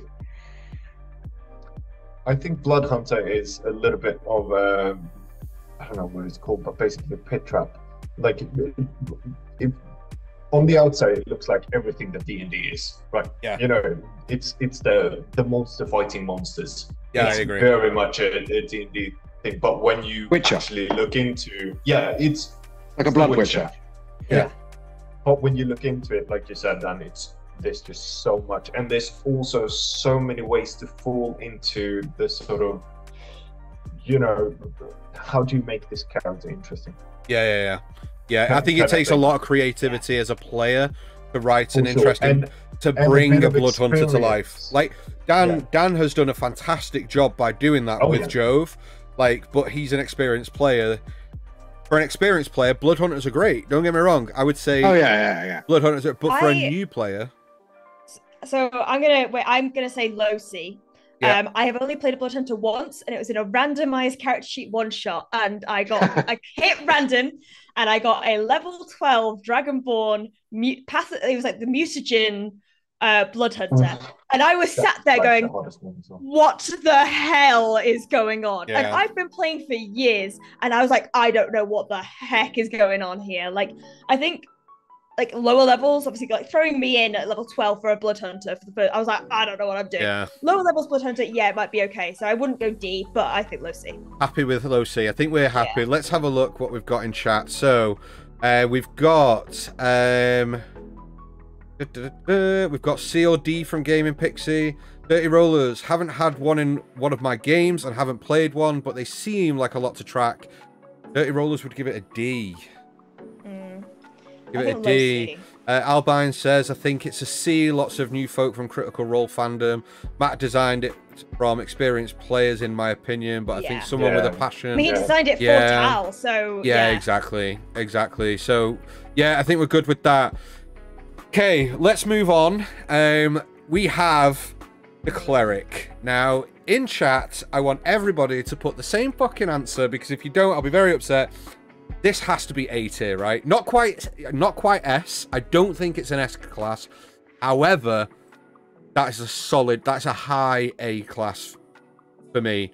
As a new player, if you look at D&D, like for me, when I first got into D&D, I was a bit on the fence about like, I don't know really what's good, what isn't good. I chose a ranger, as we explained before, but then I got into a cleric. Now I was very like green behind the gills in terms of the world of D&D, and it's honestly the best fun I've ever had.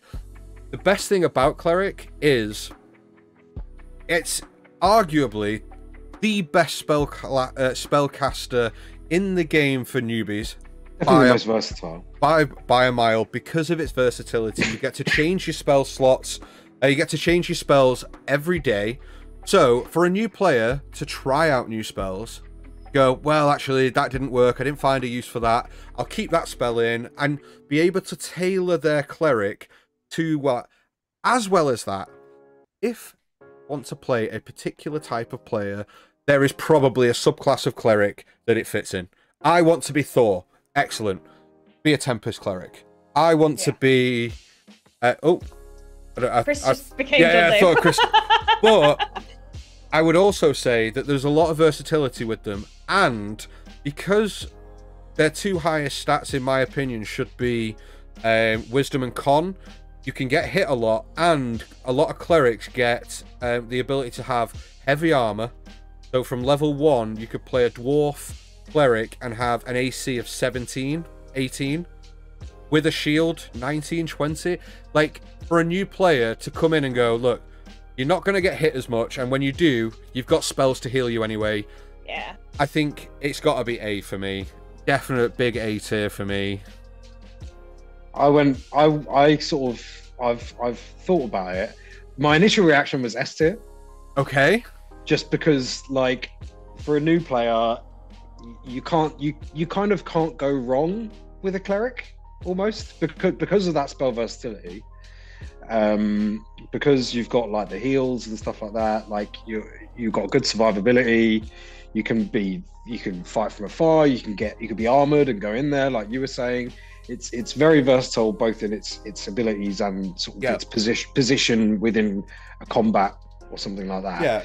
But then I think they fill all roles very easily, don't they? Yeah. Like, the only thing dragging it down to, I would say, an A is like, I know there's different sort of orders and stuff like that, but generally speaking, being a cleric, much like being a paladin, you're kind of locked into this like religion side to your character, which might not be something you want to play. And that's really where it comes down to if we're talking about recommending. I would agree. If a player is fine with that and they want that to be part of their character, then that's great. But if that's not really an aspect that they want to role play, they want to sort of use, then it's very difficult to recommend because it's so intrinsic to the class to have this type. Yeah. And it doesn't need to be, like pious, holy, good person. Like, there's that you connection can play in different ways, but there's that Yeah. connection and that kind. It almost sometimes feels like baggage, kind of. It's like, hang on a minute. I want to do this. I've got to check with my god. Where it's like, you kind of want your new players to be a little bit more free to do whatever the fuck they want. Yeah. What are your thoughts on it, Hannah? Sorry. Was there more? And just the last thought on that is that, as much as Wizards of the Coast have tried to sort of show everyone that no, they're not just healers. That's not all they are. For a new player, you slap them in a cleric, and they're going to be like, "Oh, okay, I'm just the healer." I think it takes the DM to go. Yeah, actually, you can do other shit. Again, I think it all kind of depends on the type of player the new player wants to be. Because if the new player comes in and goes, "I want to cast loads of spells, do loads of damage, but I really kind of don't want to die straight away," you'd go, "Oh, well, be a cleric because you've got some of the hardest hitting spells in the game. I mean, Inflict Wounds you've got, and Guiding Bolt from level 1. Yeah. They're two amazing, unbelievable spells. I would go You're high always gonna go A. to damage. Yeah, I'd go high A, and also the versatility in cleric subclasses is 1000%. However, the only reason I'm not saying S is just because I think the spell list can be overwhelming. Yeah. That's the main thing that draws it back for me. But like, I've got a cleric who I very rarely get to play, but they are a Death Domain cleric, and it's very different from the typical pious kind of holy warrior type of thing. She's very much like reaching into almost like a shadow sorcerer in a way. but in a cleric fashion, and basically like using like has like bone armor instead of like classic armor. And just like there's a way to flavor it that's like there's just so much versatility with clerics, in my opinion. And what's your thoughts on it, Evan? Would you agree? Would you say that high A tier? I'm very close to putting it in S tier, just because when it comes to a new player, sort of with a cleric, I feel like the DM can do a lot of sort of gentle hand-holding with the fact that the cleric has a god, which essentially can be the DM sort of helping out in the sort of ways that they have. And also, it doesn't have to be this sort of big and like, you know, this is your big deity. Like, mentioning Critical Role again, Laura Bailey did a fantastic job with that. And Matthew Mercer as well. Like, looking at the Traveler, not being the god, but just being the friend, and being able to sort of integrate that. That is pushing it towards S tier for me. The more I think about it in respect to everything else, I'm thinking actually, if I was to be asked, I want to cast spells, what do you recommend? Of all the spellcasters, cleric. Yeah. I think this has to be the highest spellcaster in the list, right? For me, for a newbie. Chris is disagreeing, but for a newbie, this has to be the highest in the list. So let's check in with chat. I think we've had quite a lot of comments about this so far. Let me have a look. Gaming Pixie says A. A, I agree.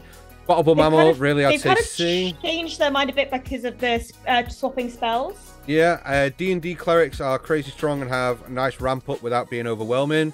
A tier for dirty rollers. Bottleable Mammal says, yeah, maybe. Swapping, I mean, that's a huge thing. JJ Timberman, every cleric I've played gets every cleric I've played with gets such a big head, ends up ruining the campaign. I'd say F. Albine I think that's all the players you're playing with. Albine says A to S because clerics can be a cornerstone of a party, which I think can bring a lot of confidence to a new player, and they can be refitted essentially at will. Survivability is huge, plus to have a more deadly deal. Yeah, absolutely. And it's also one of those things that if you're not happy with the subclass, you can change it. Like I was just about to say, they have the most sort of, it's most accepted for them to change. Yeah, because you have to decide at level 1 what you're going to do for a cleric. Like, as long as your DM is flexible with you maybe changing what domain you're part of, then okay. And it feels more logical as well. Like, that from going from an artificer switching from an armor to all of a sudden doing potions. Like, that's it's a lot easier to do that with cleric. Right, let's move on to druid. Here's a controversial take. Guys in chat, what do you think of druid? Would you recommend a druid to a new player? I'm going to put this in B immediately. Okay. Now, here's why. Here's why. If we were talking specifically about a Circle of the Moon druid, it would be an A. No question asked. I'd go, Circle of the Moon druid. Do you want to be this nature-loving spellcaster that can transform into a bear or a wolf or other animals? Yeah, absolutely.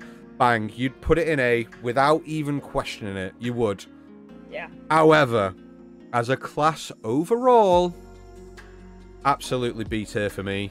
I think it doesn't have as good a survivability as a cleric does.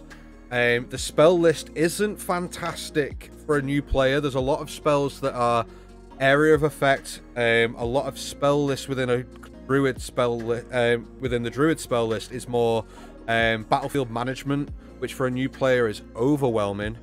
Massive like splash damage, and I also think that for a druid, that is what's putting it above a bard for me, because it's not as overwhelming as a bard, because the actual ability, you don't have to play it as this charismatic character, so it's a lot easier to play a druid.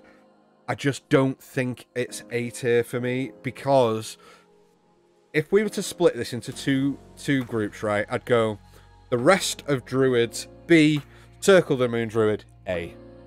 Because I think personally, go. But as a whole, because you can't, there's only two classes.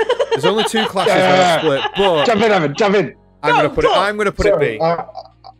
I'm gonna say if Circle of the Moon Druid, I'm putting in D. I'm putting in D tier. Okay. Because of the simple reason that out of everything that has verse, if we're talking complicated shit to deal with constantly, Circle of the Moon Druid has everything. It has, not only do you need to learn every freaking beast there is, you also have a massive spell list that you need to learn to do with, and there's so much expectation on you as a player, because in situations where you can't get in something, who are you looking for to sneak in, have a look, or do something? You're looking for the druid to transform into a spider, or transform into a wolf or a mammoth. When things get tough, you need them to be able to potentially heal you, or do the damage that is there to like change the tide of the game itself in combat. There's so much that you need to do and need to keep track of. Yeah. The rest of it. So you're saying less than a B. You're going less than a B for the class overall. For the class overall, I'd say C. Circle of the Moon, I'd say D. Yeah. Okay. So I would also go C. Okay. And it does also surprise me that you said, because while Circle of the Moon is like fucking clearly that like such a great like subclass and stuff like that. It's an amazing subclass. Any DM who has ever run with a druid player and the player goes, oh, I want to turn into this, and then they don't have the stats for that thing prepared, and you just sit there and you go, okay, look up the stats for a rat, and next session, I want to turn into a spider. Okay, so what's the spider's AC? I don't know. You should have this, and it's. I think that's unfair to put on a new player. To be like, okay, so where would you place it? So you're saying C, high or low? I'm saying mid C. Like it's got a lot going for it in terms of like its versatility, but I just don't think it handles that versatility, and it's it handles it in quite a cumbersome way and especially when it comes to like wild shapes and all that, and like summoning wild creatures and stuff like that. It just becomes I think it's a trap for someone to bite off more than they can chew. Okay, Hannah. I would go because it sounds a lot simpler than it is. You know. I personally would recommend a bard over a druid. So it's below a bard. Is it above a blood hunter? So.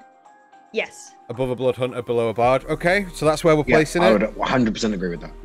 Okay, right. I appreciate that we're very opinionated on these, and then we've got a lot of. Let's do a couple of quick fires. But we do have a few more classes to go through, so let's have a check here.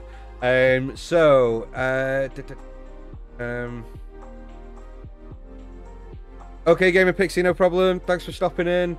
Spottable Mammal. I was going to say B as well. Why my wife chose a druid for her very first character, and she had an awesome time with it. Let me have a look here. Dirty Rollers, you're asking for us to. You're really putting a lot of risk on that first couple of words. Have you watched us before? Hardy. So, Dirty Rollers. Have you ever watched one of our streams before? You can't be putting that kind of stuff in chat. I will say that I think he's actually got a massive point here. Oh yeah, everything. For a new player as a druid and a non-moon druid brings it up from an F. Spells are all tough and includes a huge amount of concentration spells, which is a massive thing as well. Because it's another thing. Gotta know and keep an entire portfolio of beast forms handy. Exactly what Chris said. So we've put it. He would say D. Albine has said it would depend on the player. Some new players will get kind of weird with a druid. I think it's a C simply because new players are untested, and druid has a lot of spells that are kind of must take. That's such a good point. Yeah, which is a massive one. So unless they do research or have a DM to guide them through character creation. Also, some of them get tunnel vision with talking to animals and plants to solve every issue. Massive point. Huge point. So we're happy with C there. I mean, I'm happy with that. Yeah. Okay. Yeah. Now we get on to fighter. S. I think this has to be the cream. This has to be the cream of the crop, right? What do you guys think at home? But fighter for me, for any new player, if anybody came up to me and says, "I want to get into D&D, what character should I play?" Immediately, what do you want to do? If they say, "I want to cast loads of spells," cleric. If they go, "I just want to fucking swing swords and learn to play the game," is the big thing. I want to learn to play. 5-year-old can play a champion fighter. Yeah, put them in a fighter, because the biggest thing, all right, they get action surge and they get second wind. Beyond that, they can have 150 fucking fights in a day. As long as they have a sword in the weapon, they are good to go. Mm-hmm. Yep. Like, easy top of S. We don't even need to discuss this, really, right? Yeah. Yeah, and I think as well, it's got a great. Some of the subclasses, particularly the Battle Master, has got a great progression as well, especially if you're playing from level 1, and then you hit level 3. And it's just the right amount of time to learn.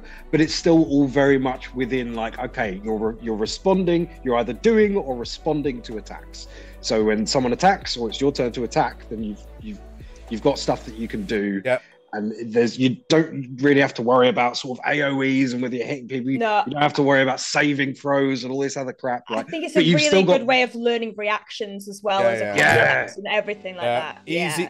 I think it's very scalable as well. Because of its many subclasses. Literally, even if you, like, for any player, essentially, like, even if you're an experienced player, you can do so much with it. And I think, good point. And on the scalable thing, easily you can play from level 1 to 20 and feel powerful as a fighter all the way through. There's no lull or dip in power.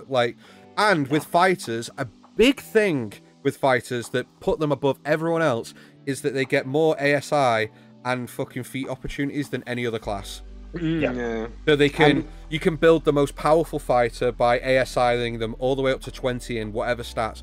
Or when you get a bit bored and you go, "I want to get a bit more creative," you get more opportunities to take more feats to be able to, if you want to dabble and go, "I really want to try spellcasting," cool, let's go through it with your DM. Magic Initiate, Fey Touched, you've got Eldritch Invoke, you got all these little feats that you can take to give you that ability as a fight. Easy top of S. Or you got the Eldritch Knight as well, which has Oh, I love Eldritch Knight. Easy top of S. My brother's first character was an Eldritch Knight. That was his first ever character. He absolutely loved it. And one thing I think is very important to highlight about the fighter, that shit is fun. Fighters are just a fun class. Honestly, seeing Chris play Rory, oh my god, I love me him want so to much. play a fighter. Fighters are dope. Right, Dirty Rollers, S, no comment necessary, easy. I've let Spottable Mammal says, I have a player start as a fighter until they get better sense of mechanics and then change their class at level 5. Again, they have so much ability to multi-class. If you want to go to like a paladin or a monk from there or something. Albine says, S for a new player can be S plus for experienced players ready to bring a nuance to the role. Easy. 100%. Yeah. And then Spottable Mammal then, again, I've heard a take recently that I think is fascinating. Fighter as a class should all have the Battlemaster maneuvers as part of the base class. Battlemaster should be the base fighter ability. Arguably, I would say you are absolutely right. I would say you should, but you should only get a certain amount of superiority die for the entirety of it. It should just be 1 or 2, easy. I feel like the battle. What's the feat called? The battle initiate. Or Battlemaster Initiate or something like that. It's a fighting technique is the Battlemaster exactly. Initiate, JJ Timmerman said there's a reason that the starter set comes with 2 fighters, if you know what I mean. Easy exactly. S plus. Right, let's move on to Paladin.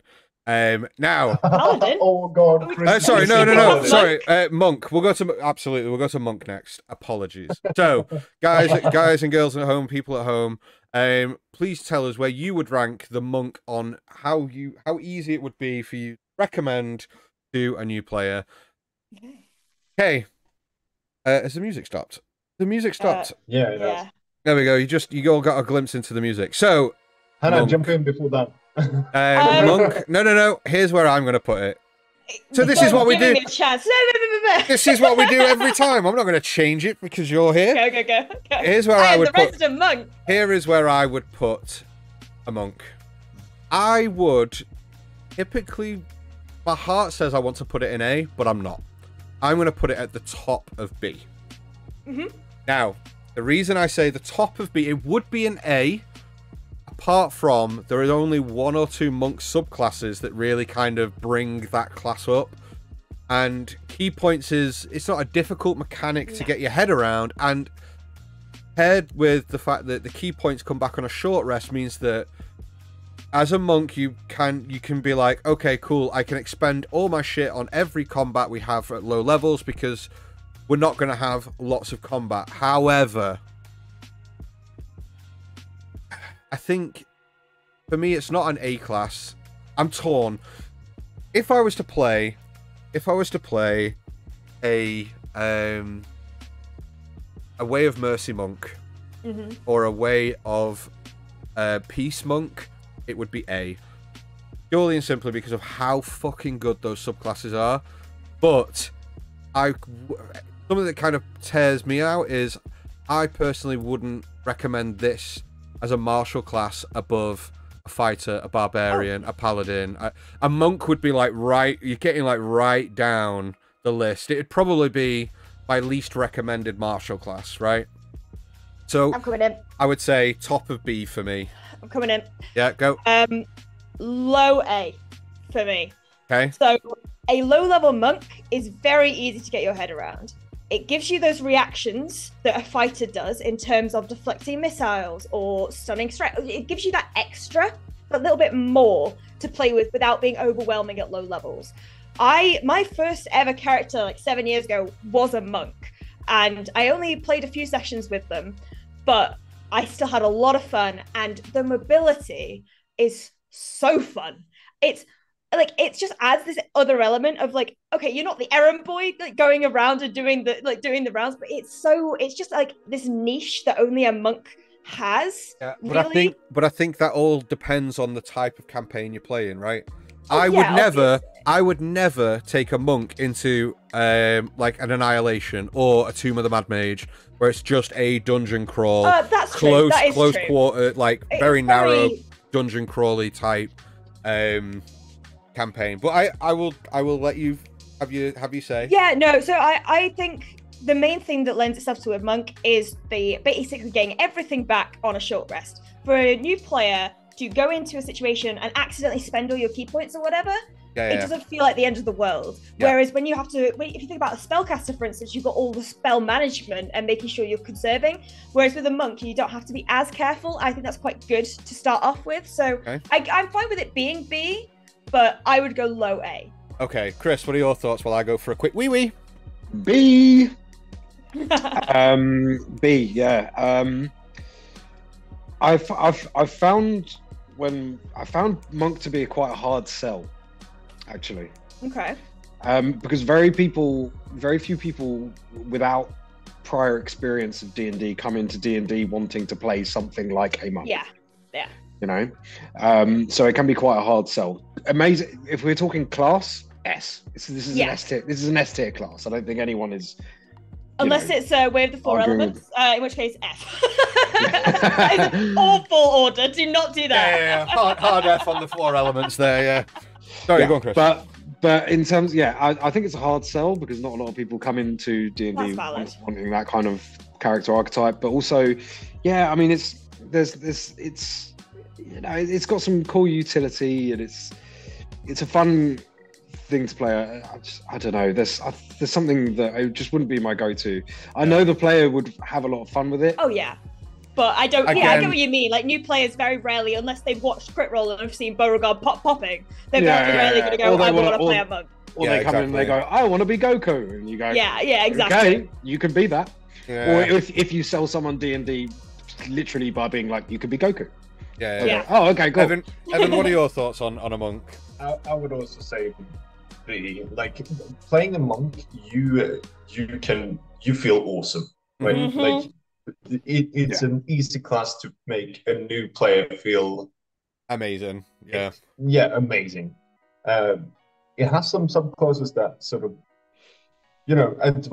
advances a lot more from sort of the fighter and the barbarians that we've been talking about, and therefore I would put it in B. It's more a bit more complicated that way, but like you said, Hannah, the fact that take a short rest and you're good to go. It's very forgiving. Yeah. In that way. Yeah. I agree. Though it's a little bit complicated at times. Like if it's your absolute first class, I would say B tier. So we're happy with B. Everyone's agreeing. B. Let's have a look at the comments on Monk. We're going pretty much B. We've got Spotable Mammal saying A for empty hand and B for the others. Yeah. I'm not bad, Charles. the Dirty Rollers said, I'm not getting addicted to any more music from you guys. Dude, I'll send you this playlist. It's dope. Albine made a really good point that it's the upside of mobility only really matters if your party are like really worried about that. If you're playing like a theater of the mind game, then that kind of that advantage is diminished quite a bit. Yeah. Dirty Rollers B, especially if the group remembers key regens on a short rest. Absolutely. Cool. Happy with that then. Paladin next. So here's where I'm gonna be right back because Chris is gonna talk forever about this. Here's where I am torn, right? I think, and guys, please get in the comments as to what you think as well. Also, if any of you guys are there that are lurking, we're 8 followers. We're 8 followers away from 200. Holy shit! I don't know. You're about to break my heart. Stop stalling. We can do that.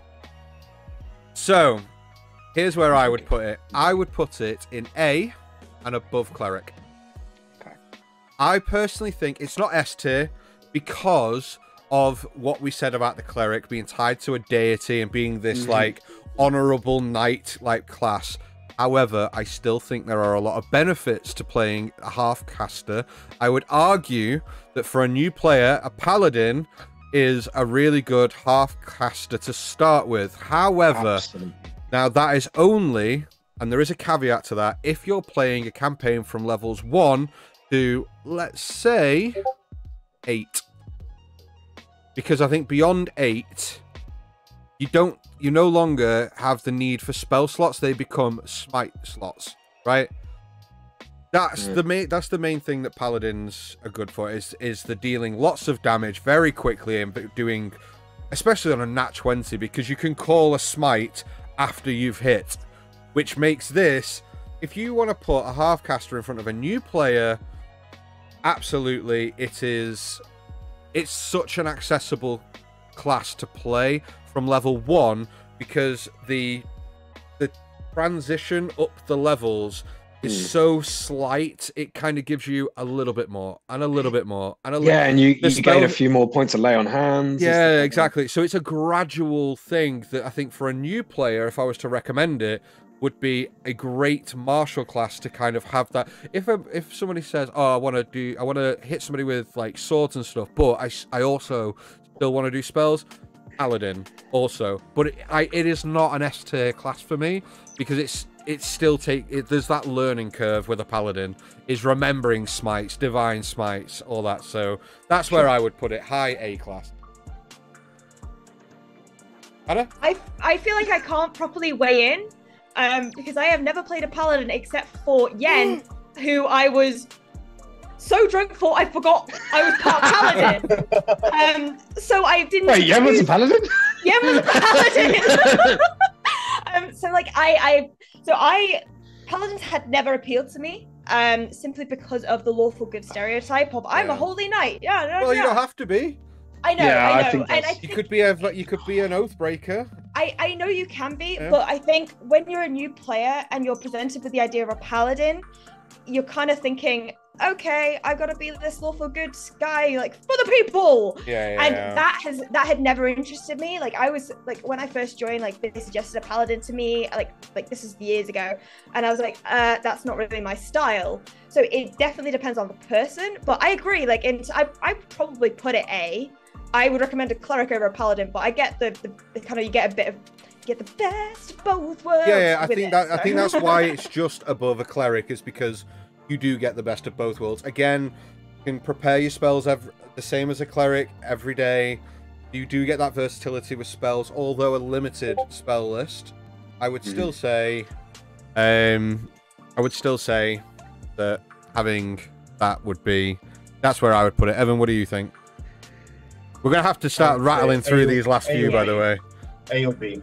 A or B? You drop it to B. Yeah. There's a reason you've said that. Why would you drop it to a B? I would say because Paladins for me, I mean, even though they have this gradual learning curve,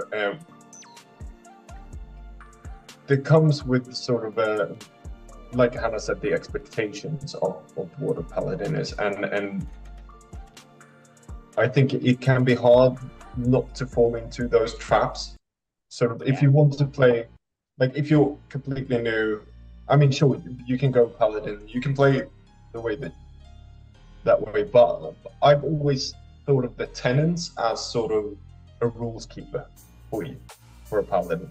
And you sort of have to work around those a little bit, and that can be tricky sometimes to make a story out of that in a good way. Yeah, so it's sort of like you're constricted by the oath that you take, type thing. Okay. Yeah, a little bit like that. Let's have a. Otherwise, A. Let's have a look. Looks similar. A or B. A Wait or a B. minute. Wait a minute. Spottable mammal, I think low B. Don't I get Sam saying actually, this? Maybe a. Oh yeah. I thought you'd had your say. You didn't say anything. No. I've been waiting patiently. Go ahead. S tier. S tier. S tier. Paladins have everything. They're amazing. They are so much fun to play. They're great. They can heal their friends. They can heal themselves. They can go if you get a nat 20, or if you want to have like a Nova build where you've really got to make one of these clutch strikes, you can do that pretty much on command. They have high hit dice, so you've got good health. I understand what people are saying about the whole trapped in certain archetypes. I'm going to ignore that, because you should have a conversation with the player that, oh, don't worry. If you're recommending them a class and you go paladin, the first thing you should say after recommending that is, but don't worry, you don't have to be some goody two shoes knight in shining armor. Like, that should be the second thing you say after you recommend a paladin, because that class is, in my personal opinion, and you can probably tell I'm a little bit biased, I find it the most fun class to play in D&D. And I think, especially for a new player, giving them the options to heal people, to do all the... to essentially, if anyone coming into a fantasy setting that wants to do cool shit, and they want to look after their friends and stuff like that, you can do it as a paladin. It's such a great class. But I think what's holding it back from the S tier is the complexity behind it. Same way that I think, as a full spellcaster, a cleric would be an S class for a newbie because of all those reasons. But because of the complexity of it, it's just the perfect marriage of all the stuff that you're going to want to do. You can heal people, you can cast, you can fight like a absolute badass. Well, I would say, Evan said low A to B. Hannah and I have both agreed IA. I'm perfectly accepting that it's not going to be an S tier, but for me, it's I can drop into an A. I would say ignoring my biases, I would say mid A. But would you put me personally? I would say it's above a cleric. Well, I mean, I'm out of this discussion because Paladin is always going to be the first class I recommend people. Okay, let's have a look at what the good people at home said. So, I've had more problem new players on Paladin than any other class. I don't know if it's anecdotal or a real trend. That being said, measured in terms of accessibility, probably an A or high B. So they're on the side of what Evan was saying. B as a starter, but very limited experience playing or running them. Albine has said the problems arise from people overplaying lawful good to the point of disrupting the game. Yeah, if you're making that recommendation, there needs to be a conversation about not getting stuck in that archetype if that's not what they want to play. JJ Timberman, side question: how important is it to have terrain in the flood of available items that you can get nowadays? In terms of items are gated by the DM, so it totally depends on when those items are dealt out to the player. Yeah, as an online player, it's not as important. Cool. So let's leave that where it is for Paladin. So next one is a Ranger, and I've split this into two. Okay. I wonder what they're going to be. So here, and you will be surprised at what I'm about to say, right? As a normal ranger, I'm going to say that is below a monk in B. Okay. As a Drake Warden ranger, it is at the bottom of A. And I've split that for a very, very good reason. Okay, come on now. Rangers, having played one before, you can build Nova builds as Rangers. However, for a new player, they are, I would argue, a very stale class to introduce them to. If you're looking at wanting to be a Ranger, if you are big on your pop culture and you're like, oh, I want to play Legolas, then by all means, you can do that.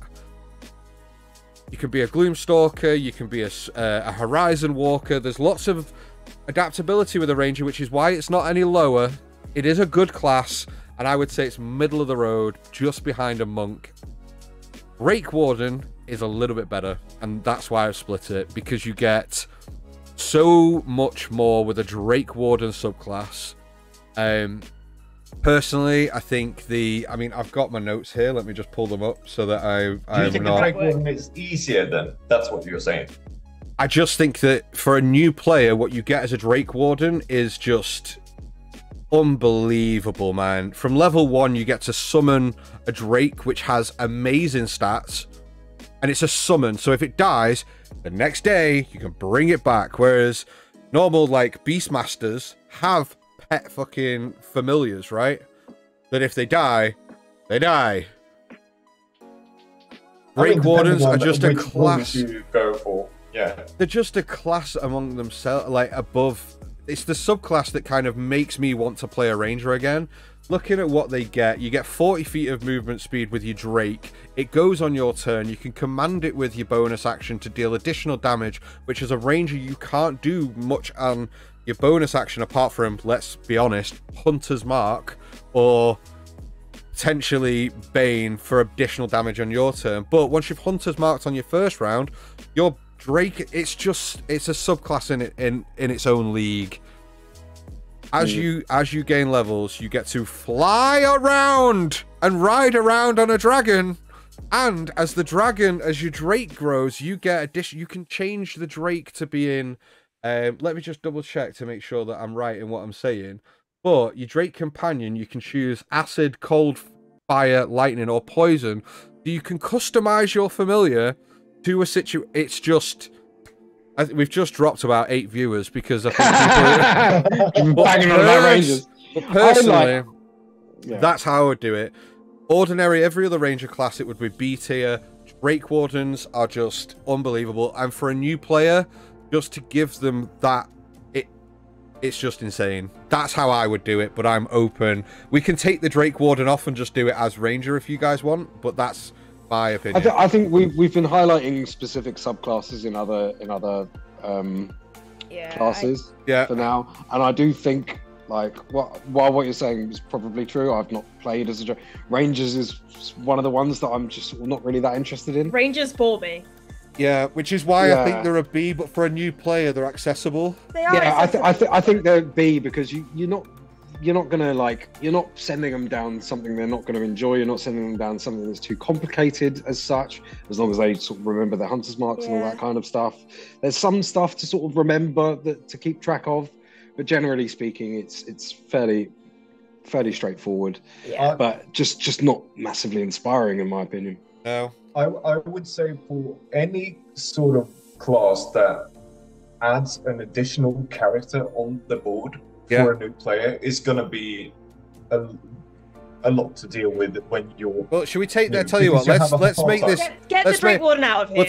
We'll take the Drake Warden out, and we'll also take the Aberrant Mind Sorcerer out of the question as well. Then, if that's the case. Oh yeah, no, that's a game changer. I would say the base Ranger. If you were just talking about Ranger, I would probably say that it's a B tier. B tier. I would go B. Yeah. Yeah, I think we're all agreed across the board. It's not a bad class, but it's not the best class. It's middle of the road. And I don't think it's not a bad place to be. Yeah, and I don't think it's as fun to play for a new player as a monk, which is why I've put it just behind it. Yeah, agreed. Let's check with the comment section.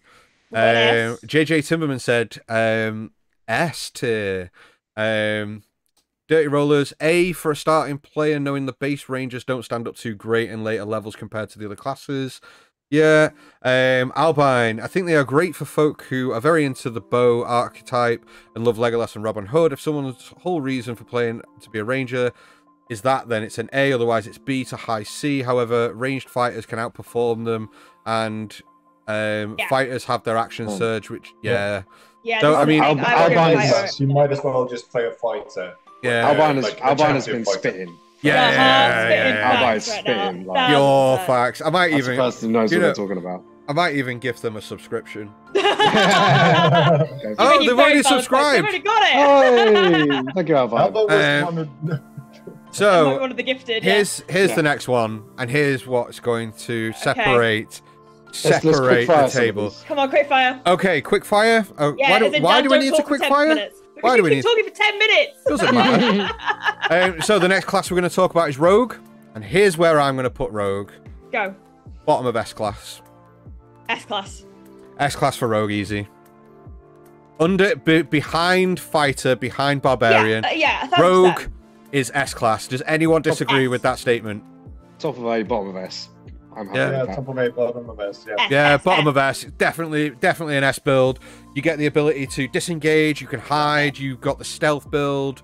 You can deal fucking massive damage. And if you build a rogue correctly, and also it doesn't matter what subclass of rogue you go with, you're going to enjoy them as a new player. Like, rogues are just fucking amazing. So I would say we are all rogues agreed. One of my favorites. So Dirty Rollers, low S, high A for a new rogue a lot. Yeah. With the steady aim, I think that helped the rogue a lot with introducing it to new players, because you don't have to think about advantage all the time or how to best position yourself.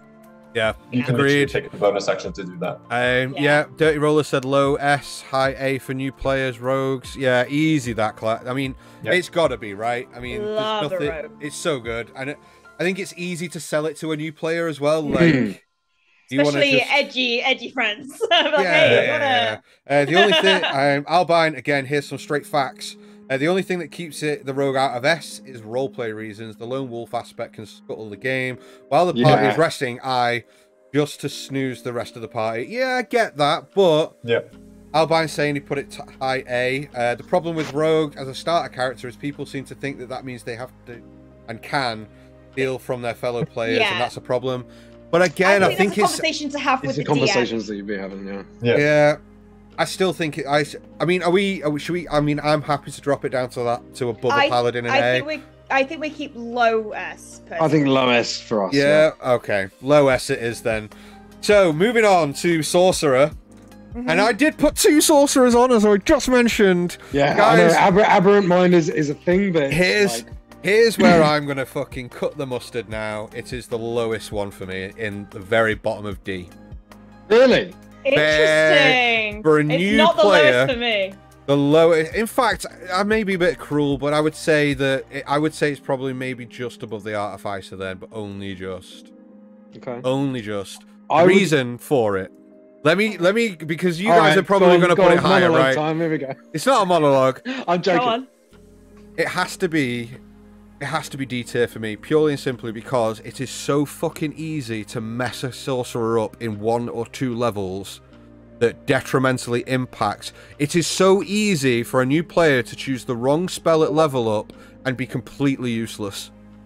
And it's honest for a new player. It's D for me. But if you think about level progression at early game levels, like you are leveling up a lot faster, so I don't think that is as much of a restriction as you're giving it. I subscribed. Hey, I'm definitely doing 6 months of spell jammer then. Yep. I would go C personally. I would go C for sorcerer. I'm gonna go at the bottom of A. Interesting. Controversial. Because here's why. So if you've got a character that wants to play Spellslinger, but they don't want to play Cleric because they don't like the whole religion aspect, I'm going to go Sorcerer over Wizard every single. 1,000%. Yeah. So that for me, and in fact, probably if someone said to me, "Oh, I want to be a spellcaster," I'd probably recommend the sorcerer before the cleric, even though like I think cleric is better for new players. If they said, "Oh, I want to be a spell, do powerful spells and stuff like that," I'd say sorcerer, because a lot less to keep track of in terms of like your regents and your spell components and stuff like that. You do have a little bit of there are optional rules for like sorcerers to have a little bit of I can't remember the specific name of it now, but you can like switch out cantrips on level ups and stuff like that. So that aspect of maybe you can put yourself in a little bit of a wrong thing. Like for example, I took the wrong cantrip I took a wrong first level with Clovis, but then having since sorted that out, you can use your sorcerer's versatility, I think it is. Yeah. To switch out either your the things you could do with your sorcery points if you pick the wrong thing there, or your cantrips and spells and stuff like that. So there is an option every now and then to switch things out. But you can change cantrips. You can't change spells. Not spells, cantrips. Yeah. So you can change cantrips, which is fine, but and your like quicken spell and twin spell, and you can switch those out at certain level ups as well. So there is ways to correct if you feel like you have made a mistake. But I just think in terms of recommending a new player a spellcaster, I would go sorcerer first. I wouldn't. I think there's a better spellcaster. I think go on, Hannah. Because I'm leaning towards B. B, now. okay. It was B. I mean, just because it is fairly simple to play a sorcerer. I would. And you have that versatility. I am prepared to die on this hill, but I'm willing to put it up to C. But I mean, we might have to let the council decide. I'm gonna say I would probably say a C, but it's leaning like it's between C and D for me. Okay. Purely because of the reason that I think to have a sorcerer, you sort of need to have a sorcerer already developed in your head. For me, like a sorcerer is a lot. Compared to a wizard, I would say it's much more like you can lose a lot of things if you all of a sudden want to switch things up. If you have a lenient DM, a sorcerer could be amazing, but that depends so much on your DM. Okay. In my opinion. So here's where the chips have fell. I believe it's top of D. Oh. You believe that it's C. Anna, you're saying B, and Chris, you're saying low A. So I would say, given these votes, it's going to be somewhere between B and C. It's either going to be low B or high C. Low B. Put it this way, I would recommend a sorcerer over a bard. If we're talking about the complications we're talking about with bard in terms of the charisma player, you've still got that with sorcerer, but and it's a charisma character as well. Exactly. Yeah, okay. So I would go either top of C or low B. Okay, and then. Just while we're on it, if you were playing an aberrant mind sorcerer, it would be top of A.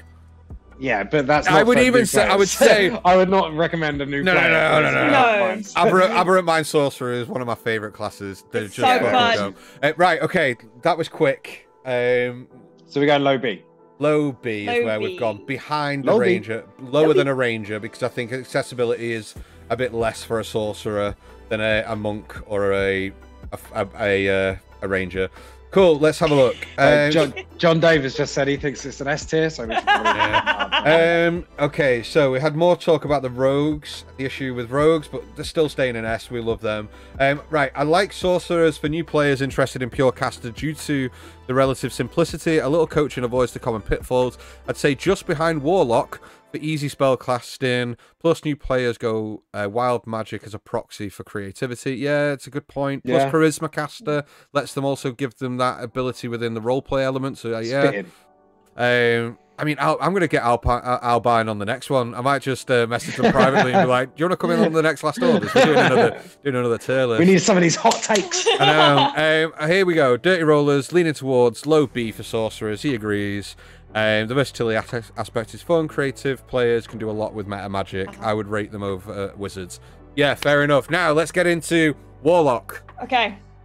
Where have I put Warlock? Okay, I know where I'm gonna put Warlock above Monkey and high B. Okay, never mind. You agree with me completely. High B. I don't think they're as good for them for you players to get into as, because it's easier to roleplay a good deity giving you direction than a fucking making a deal with a bad one. Because if you're there's just that conflict.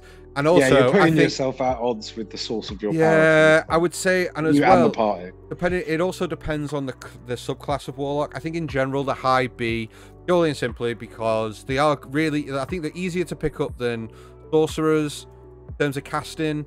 You are limited though, and it is just, you are just an Eldritch Blast cannon. What I will say is Great thing to be.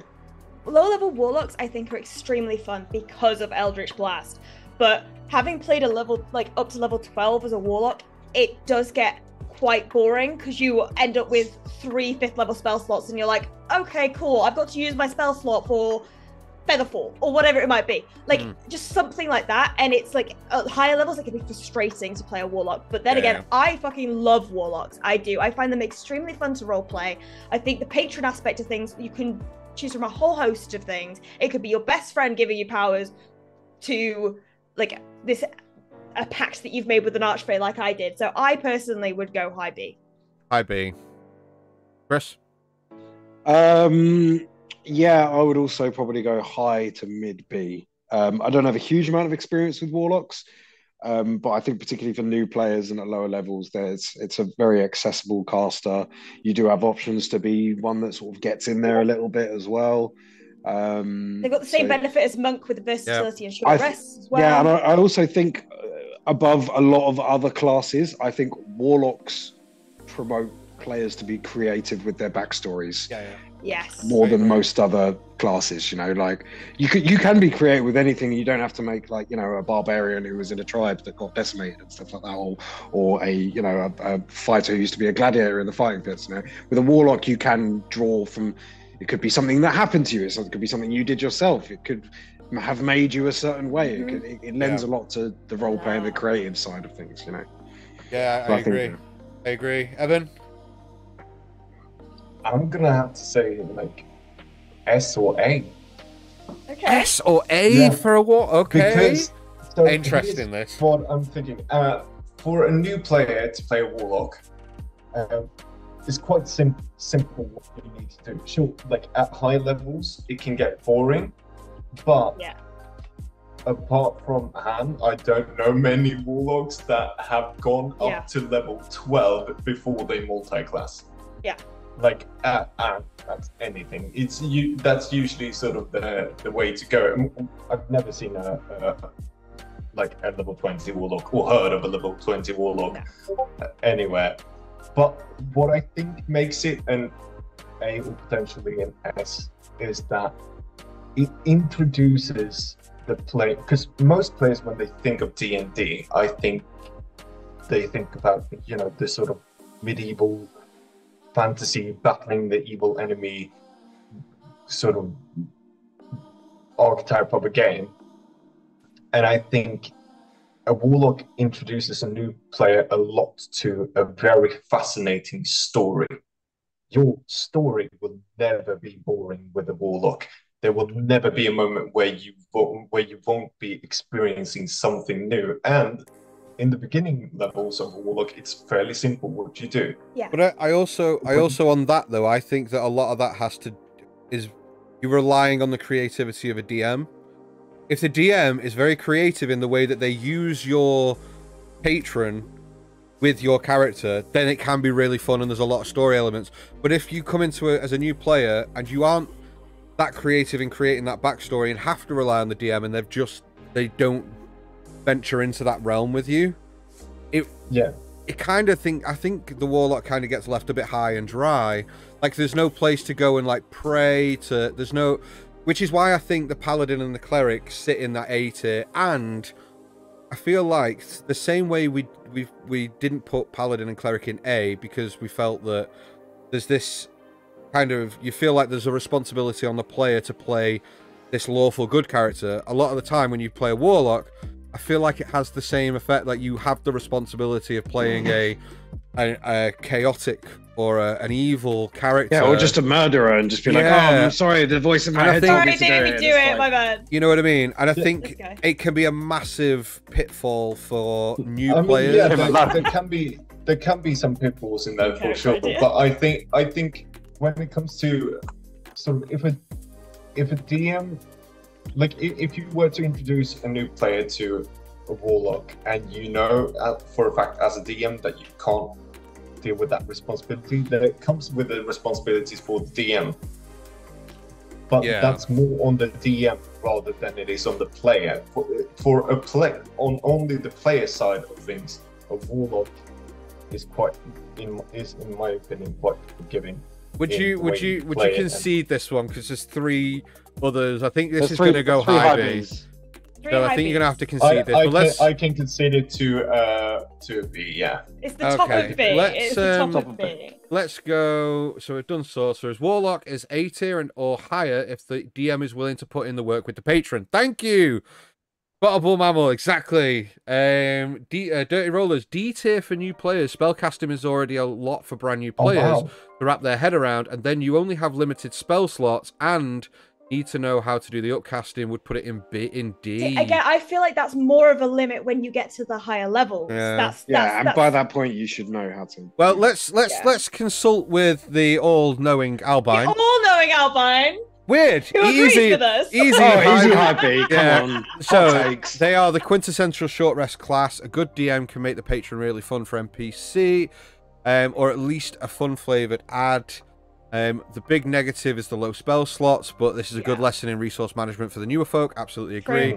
The role-playing pitfalls, again, like we discussed, keeps them out of A. Absolutely. Okay, right. Let's move on to Wizard, the last class before we get into... I wholeheartedly agree. It is the worst class to recommend to a newbie. Difficult to get your head around. D. I love it. Yeah, as a class, wizards are great, but new players, they are the worst class to give them. Right? Definitely the worst one. Especially in the early levels. Yeah, and especially if you're doing like component management, like like non-gold value, which you have to with a wizard. Which, you know, you kind of, well, there are some people who only worry about the things that have a labeled gold cost as their as opposed to like, oh, you need this having to gather a small porcelain tower or something like that. And have some tarts flying around. I mean, I think it can be made a little bit more forgiving if there's some sort of some leeway is given on that, but still it's just. But it's like it's your spell book. It's writing all your spells in there. It's not and again at all. And again, once you've learnt it, and you can prepare spells between the spells you've learnt. But you can never change them, right? And I think you can change them. You have the most. You can learn everything. You can learn everything, but it costs a lot of money. It costs a lot of money. It depends what your DM throws at you. Yeah, it's like having a class with homework. Yeah, and very much so. And I think it's the hardest class to get at your head around because of the amount of shit you have to learn, have to know. Yeah, if you're talking with the wizard. Yeah, if you're talking for experienced players or just like an overall tier, it's going in A and S or something like that. I think Wizards are some of the most fun characters to not only role play but to write as well. Like I think you can be so versatile in the way that you role play and I mean a backstory of a wizard. A wizard's goals can be so much more. Backstory is one of the most interesting backstories I've ever read.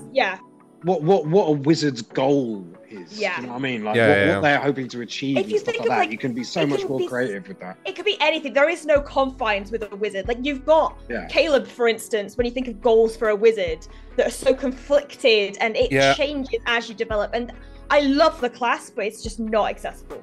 No, so I think we're all agreed it's right at the bottom of the list. I would even say that an artificer is more accessible than a wizard is. I would agree. Yeah. I would agree with that. So let's have a look at the comments for Wizard. Albine, Wizard is D for new players. They're easily my favorite class. Love the idea of gaining access to magic by hard work and determination rather than borrowing it from another source or being born with it. I love as a starting class, wizards are only okay if you allow your players to be rich from the start. Absolutely. I love to have an experienced wizard in my party, but I almost always talk new players out of it. Absolutely. And then dirty rollers, D tier for wizards, love them, but there's a lot to them for new players to know and keep track of. Absolutely. I have to say, if a new player took on a wizard and managed, like after that, you can do bump anything. Into any class. You can do anything because if you can at that manage a point, wizard. Yeah. you Absolutely. know how to look into a class. Like, So- because you really have to. That wraps up our tiers. So let's go through it and let's see if we would change and move any around within the tiers. So, as we've currently got it, in S tier, we've got Fighter as being the most accessible. Yeah. Barbarians being next, and then Rogues. Would we change that order? Or are we happy with that? I think we're happy with that, I would say. Would you Yeah. put... Yeah. I would maybe swap Rogue I'm and tempted Barbarian. to put Rogue, yeah. I'd put Okay. Rogue before Barbarian, I think. I think Because for fun as well, for a new player. I Yeah. think you're right. I think Barbarians may get a little boring after a while. I rage, I smash things. Okay. A tier, Paladin above Cleric. Yeah. Yeah, I hate Yeah. to say it, but yeah. IMO. Easy. Okay. B tier, we have Warlock, Monk, Ranger, Sorcerer. Are we happy with that order? I mean, I would switch Sorcerer and Ranger. Yeah, I was about to say the exact same thing. Yeah. Okay. Sorcerer, Ranger. Mid B. Ranger's low B. Yeah. Yeah. Although B, to be fair, there are only highs and mids. There aren't many low Bs. No. They're all highs and mids, even though they're in that order. Like, Yeah. I would probably also swap there just because of if you add an extra creature on top of anything, it's just going to get more complicated. That's fair. Okay, moving to C, we've gone Bard, Druid, Bloodhunter. I'm happy with that. I'm happy with that, yeah. Yeah, happy with that. Evan? And absolutely happy with it. And then Artificer above Wizard. 1000%. Yeah. We have! It has been We did discussed it! and it has been done! We have solved agreed? it! We have done it. Let it be known across the lands. I mean, what do you guys at home think? Do you think that we're there? I think as a collective, I think we're there in terms of where we would place things. That was really fun. I enjoyed that. That was fun. If you Good old guys, discussion there. if you guys want to see more of this, good, because next time we do Last Orders, I'm going to do it because I really enjoyed it. I love how we never talked about this out of game. No. Well, this is why I'm doing it. This is why I'm doing it. Going So, into it. shall we move on to the last segment of Last Orders? Let's do it. If Where- I am delivered food, please ignore me scoffing my piece of pizza. I am starving. But That's yeah, fine. Man, let's it's go. last orders. Last orders. Chill vibes in here. Let's go into the last segment, which is really fun. We're going to do a little game. We're going to play a little game to wrap things up tonight. We're going to play Guess the Cantrip. Ooh. Speaking of wizards, So, in front of me here, I have a list of cantrips. And here's what I'm going to do. I am going to read you not all of the description, Okay. in some cases, but part of a description.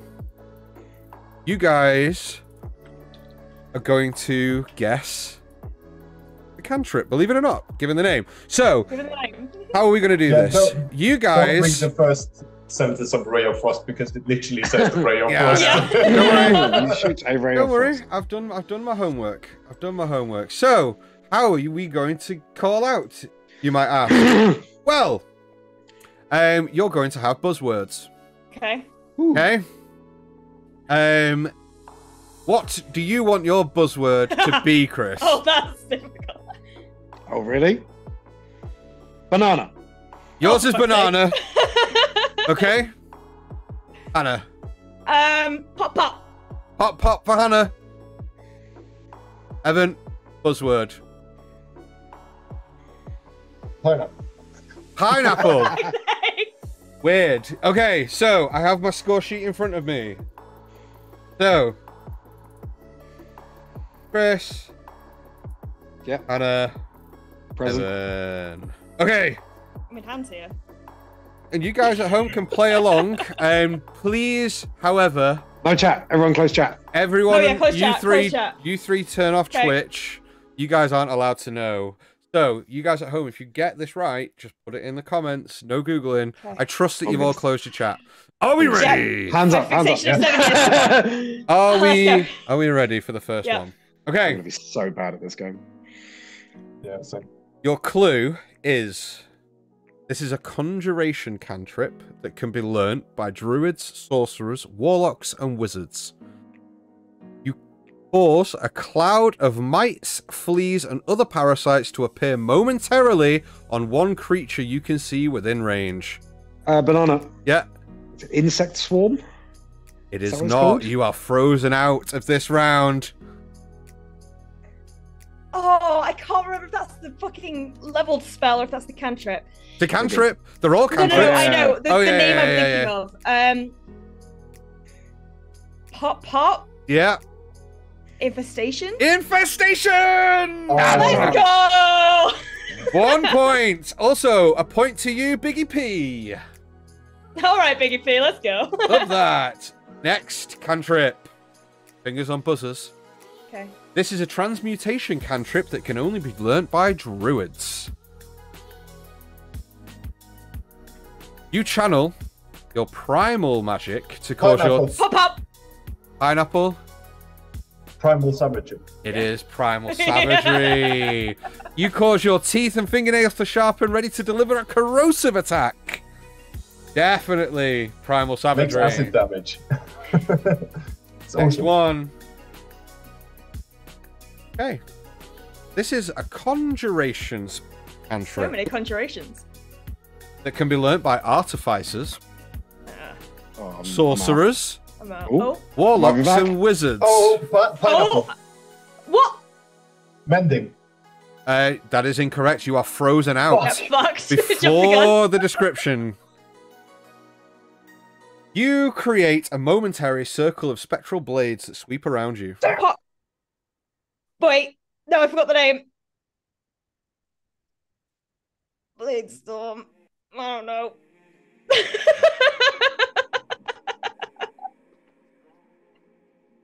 Is it? Is it Blade Storm? No, it isn't. I didn't realize that was your actual answer. It is not.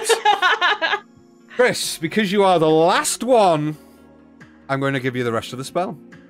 Okay, go for it. All of the creatures within 5 feet of you must succeed on a dexterity saving throw Oh, fuck. or take 1d6 force damage. Oh, I know it now. From the top.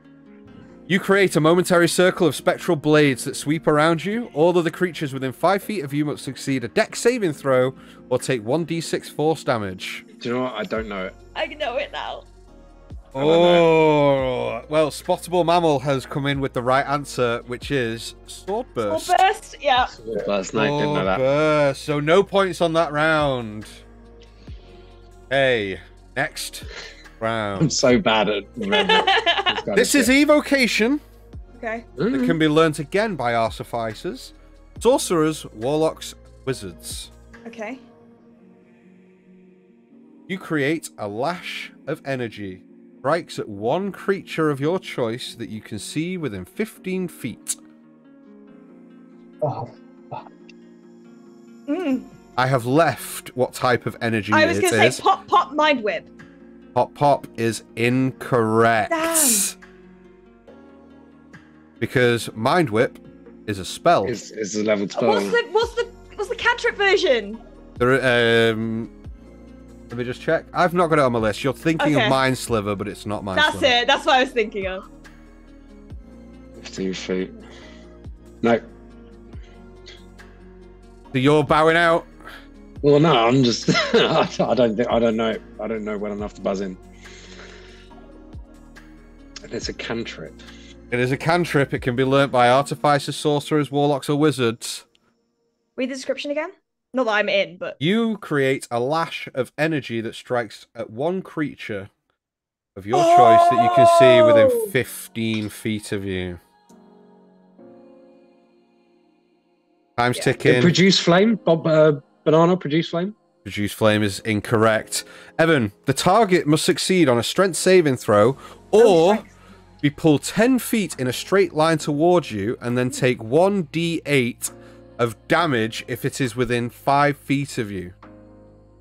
yeah. That's not what I thought. Scorpion? Get over here! I'm going to have to rush you.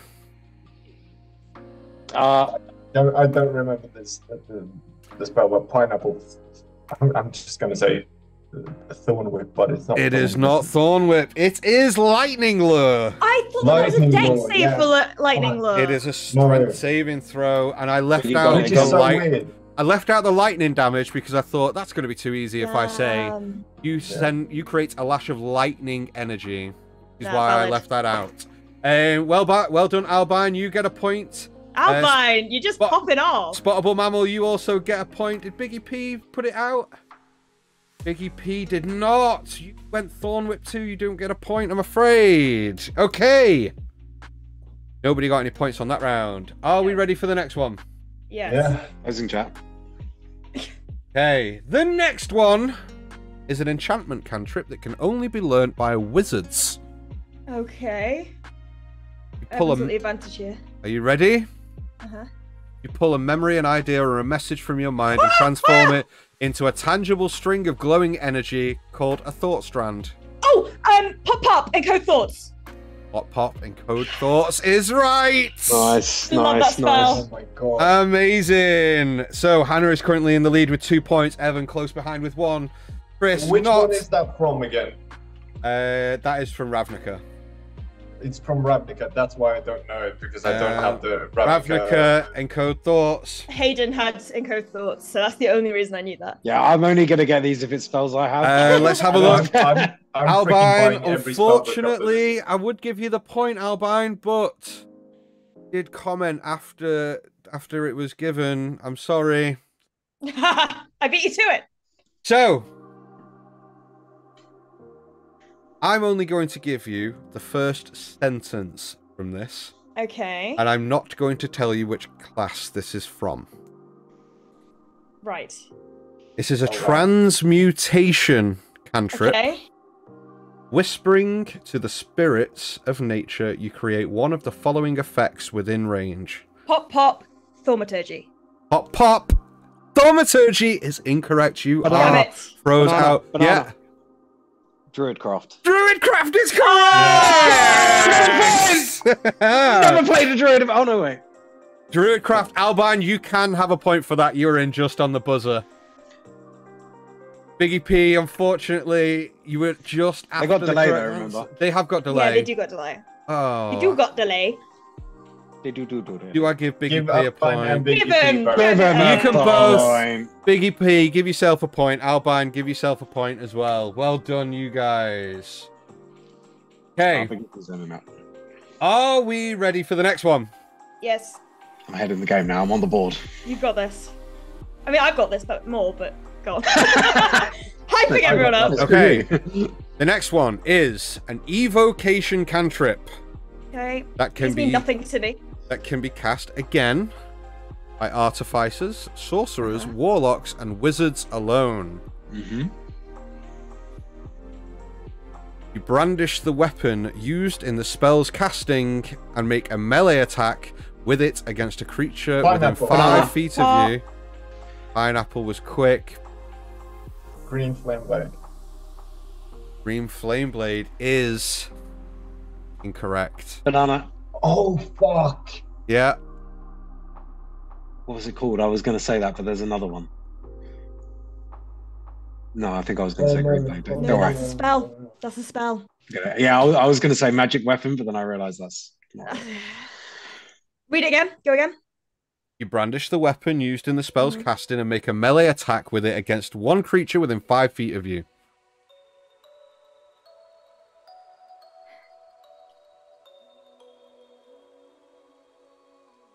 I'm going to have to rush you. Come on. I'm going to have to rush you. No, I'm out. Can I have- Is it flame strike or something? Pop, Flame flame blade? strike is incorrect. Chris. Give me the rest of the spell. On a hit, the target suffers the weapon's attack's normal effect and then becomes sheathed in energy until the start of your next turn. If the creature then willingly moves 5 feet or more before then, they take an extra 1d8 of damage. Oh! Oh, fuck. I know this because I was going to take it. I was going to take it. Fuck, It I is know it something now. blade. It is something. It's like It is. I'm going to give you 5 seconds on the clock. booming blade. Yes! Is correct, Please but be you right. did Yes! not. But you did not say your buzzer word beforehand. I thought I was the only one left. So you do not get a point because I told you Bullshit. specifically you have to call your word. What is a blooming blade? It is Booming Blade. Damn it. So Dirty Rollers gets a point. Spottable Mammal gets a point. Biggie P gets a point, and Albine, you all Oh get my god, points. so many people got it right. And I feel like, unfortunately, Chris, you would have been tied for the lead with 2 had a more to 50% go. chance there. Damn it, banana got me again. Okay. Here is one that I'm only going to give you the type of cantrip and the class that can cast it. Okay. Are we ready? Yep. It is an enchantment cantrip. Okay. Can only be cast by a bard. Oh, pineapple. Vicious mockery. Pineapple with vicious mockery Oh. Is that enchantment? is correct. Whoa, damn. Yeah. Yeah. You Oh, unleash no. a string of insults laced with subtle enchantments at a creature. Albine, you said Back Vicar's in the game. Mockery for sure. Get the point as well. Here's where we're up to. Albine is Evan steamrolling us, by has the way. two. Evan has 2 points. Hannah has 2 points, and Chris, you have 1 point. Robbed. Could have been all Kinda tied rough, up. yeah. This is the last cantrip. Okay. Okay. I'm going to give you 3 bits of information. Yes? Right. And it should become very easy with the 3 bits of information I give you. Not going to. It is a transmutation cantrip that can only be cast by druids, warlocks, and artificers, and is cast as a bonus action. Banana. Yep. Is it Does nothing. stone skin? Stone skin is incorrect. You are frozen out with no chance of winning the game. This could go down to a tie-breaking cantrip if neither of you two get Druid, this. Oh, wait, Artificer. Artificer, Druid, Artificer, and Warlock Warlock. Oh, I tunneled on Druid. Damn it! is a bonus action, and it's a transmutation cantrip. Not that. I'm going to have to rush you guys. Bonus action, transmutation, cantrip, Yep. and druid, artificer. I'm going to have to rush you. 5, 4, 3, 2. Pop. Yeah. If she says banana, do I get the point? Say again. Mending? Mending is not a bonus action. You are frozen No, out. it's not. No, it's not. Evan, Stone skin is. I'm Yeah. going to give you a little bit of more information. It has a range of 60 feet. On a hit, the target takes bludgeoning damage equal to 1d6 plus the bard's spellcasting ability modifier. The bards. Sorry, is that what it said? No. The spellcasting ability modifier, the druid, warlock, or artificer's spellcasting modifier. I'm going to give you 5 seconds. 4, I'm looking at the chat. 3, 2. I can say it. One. I have no clue. Oh. No points that round. The spell was Magic Stone. Oh, I was never Oh, gonna get that. Don't. I had a play. Considering- I had a Consider this. There are only, so far, 2 cantrips that you can cast as a bonus action. One is Shillelagh, Shillelagh. That's what I was thinking. and the other then is I was like, Magic it's not Stone. Shillelagh. You cannot cast any other Yeah, cantrip as a bonus action. Yeah, because I I was had like written out Shillelagh, Shillelagh but because of that the was artificer. only because it's only druids, I think, who can cast Shillelagh. So. Okay, let's check the chat. Has anybody got that? We got No. Shillelagh is incorrect. Yeah. Shillelagh again. Nobody coming out with Magic Stone. Okay. We have a 3-way tie in chat as well. So here's how this is going to work. Because we've got a couple of minutes, so I'm going to do one more. Okay. Chris, unfortunately, you can look at chat because your job in this, because you cannot win. I need you to... Shall I go put on the big cone helmet? No, you have lost, unfortunately. The However, this is how this is going to work in chat. If you know this and you're the first person in chat to get the correct answer out of the people that are tied in chat, you will win. The next one is for Anna and Eb. Let me find one that I think is going to be good.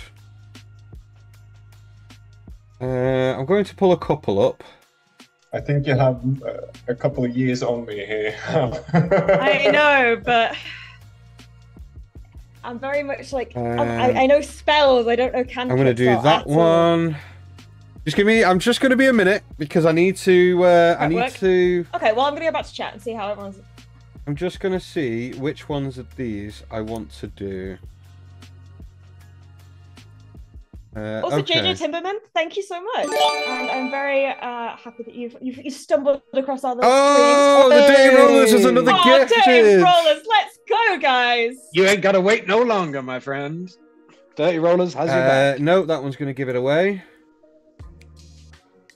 That one's going to give it away. Let's go with... Okay. Okay. This vape is dead. I don't know why I keep. Here we go. Here we go with the last one. I think I'm going to do this one. Let me just double check because there might be another one that I might want. Take down chat. I've got watched together. I can see it in the reflection of your eyes. No, it's watched together. It's watched together. Is that one? No, we're not going to do that one because that's a necromancy cantrip and only exists in the world of Wildmount, so we're not going to do that one. Oh, I don't know what it is. I think we're going to do with this one. I think we're going to do this one. I think this is a good one. Here we go. Okay. This is divination. Okay. It's a divination cantrip. It takes an action to cast. The range of it is 30 feet. It can be cast... guidance! No, that's touch. Fuck, I fucked myself. Okay. So, Evan, you have a chance to take this because you have frozen yourself. It can be cast by bards, sorcerers, warlocks, and wizards. Yeah, I definitely fucked myself. You extend your hand and point a finger at a target in range. Your magic grants you a brief insight into the target's defenses. And I'm going to give you 5 seconds, Evan, because you're the last. 5, 4, 3. It's true strike. Evan, you do not get that. It is True Strike, which means Albine wins the quiz! Well done, Albine. That's well deserved. Well You've been amazing. Well True Strike. Deserved. Amazing. Albine, you win. Yes, the cantrip. Next time. So, guys in the chat, I just want to know, did you enjoy the tier list? Did you enjoy the little quiz bit at the end of this and the whole conversation? Just to kind of give us a feel for, like, if we should do this again, because I think we've had a lot of fun tonight. Spot Mammal, let's got it. Amazing. Thank you so much for tuning in. Guys, we will be back next Thursday. There is no session next Tuesday. No. We are taking a week off of the Fallen. I have a funeral, unfortunately, to go to. Next Thursday we will be back with Spelljammer. Chris, can you have a look for a really, really good streamer that we all want to raid? Yeah, sure. There's one that I discussed with you earlier, which is still online. If you want to try those guys out. Sure, let's do that. What's the name? The name is Roll For It. Some of you guys might know them. These Is guys there are, capitals in that? It's ROLL, the number 4 IT. Okay, is it just the capital R that's Yeah, and the capital I. capital I? Thank you. Sending you on Discord. But these guys, a bunch of different content creators. Some of them do gaming content. Some of them just do tabletop content. But they've always got a lot of interesting stuff on there. So go check out Roll For It. Yeah, there we go. Guys, that's going to bring us to the end of Last Orders. Thanks everyone that's been in the chat. We really do appreciate you guys coming and joining us. It's been so much fun. I've got 6 months of Spelljammers. Yeah, now, and so... guys, I do want to single out Spottable Mammal. You have just gifted me 6 months of the ability to actually play as a player in the campaign. So thank you so much for all the gifted subs. Everyone that has followed tonight. The chat's been great tonight. Everyone's been 1,000%. Yeah, you guys have been amazing. This is super hot takes. We've got some very knowledgeable watchers in our community. Yeah, and 1,000%. what I might just do as well is I might just bring Albine into the next Last of Us. They're gonna show us all that. Just because they know a lot more about D&D than you guys. Right. Please stick around. We're going to go and raid Roll For It. Please put all the hype in their chat. I really want you guys to tell them that you're from Tales on Tap. Let's go and They show might them. actually be ending shortly. Now that Well, 1 second left. Well. But guys, thank you for everyone for joining us tonight. You guys mean the world to us. We wouldn't be here without you guys. So thank you so much for tuning in.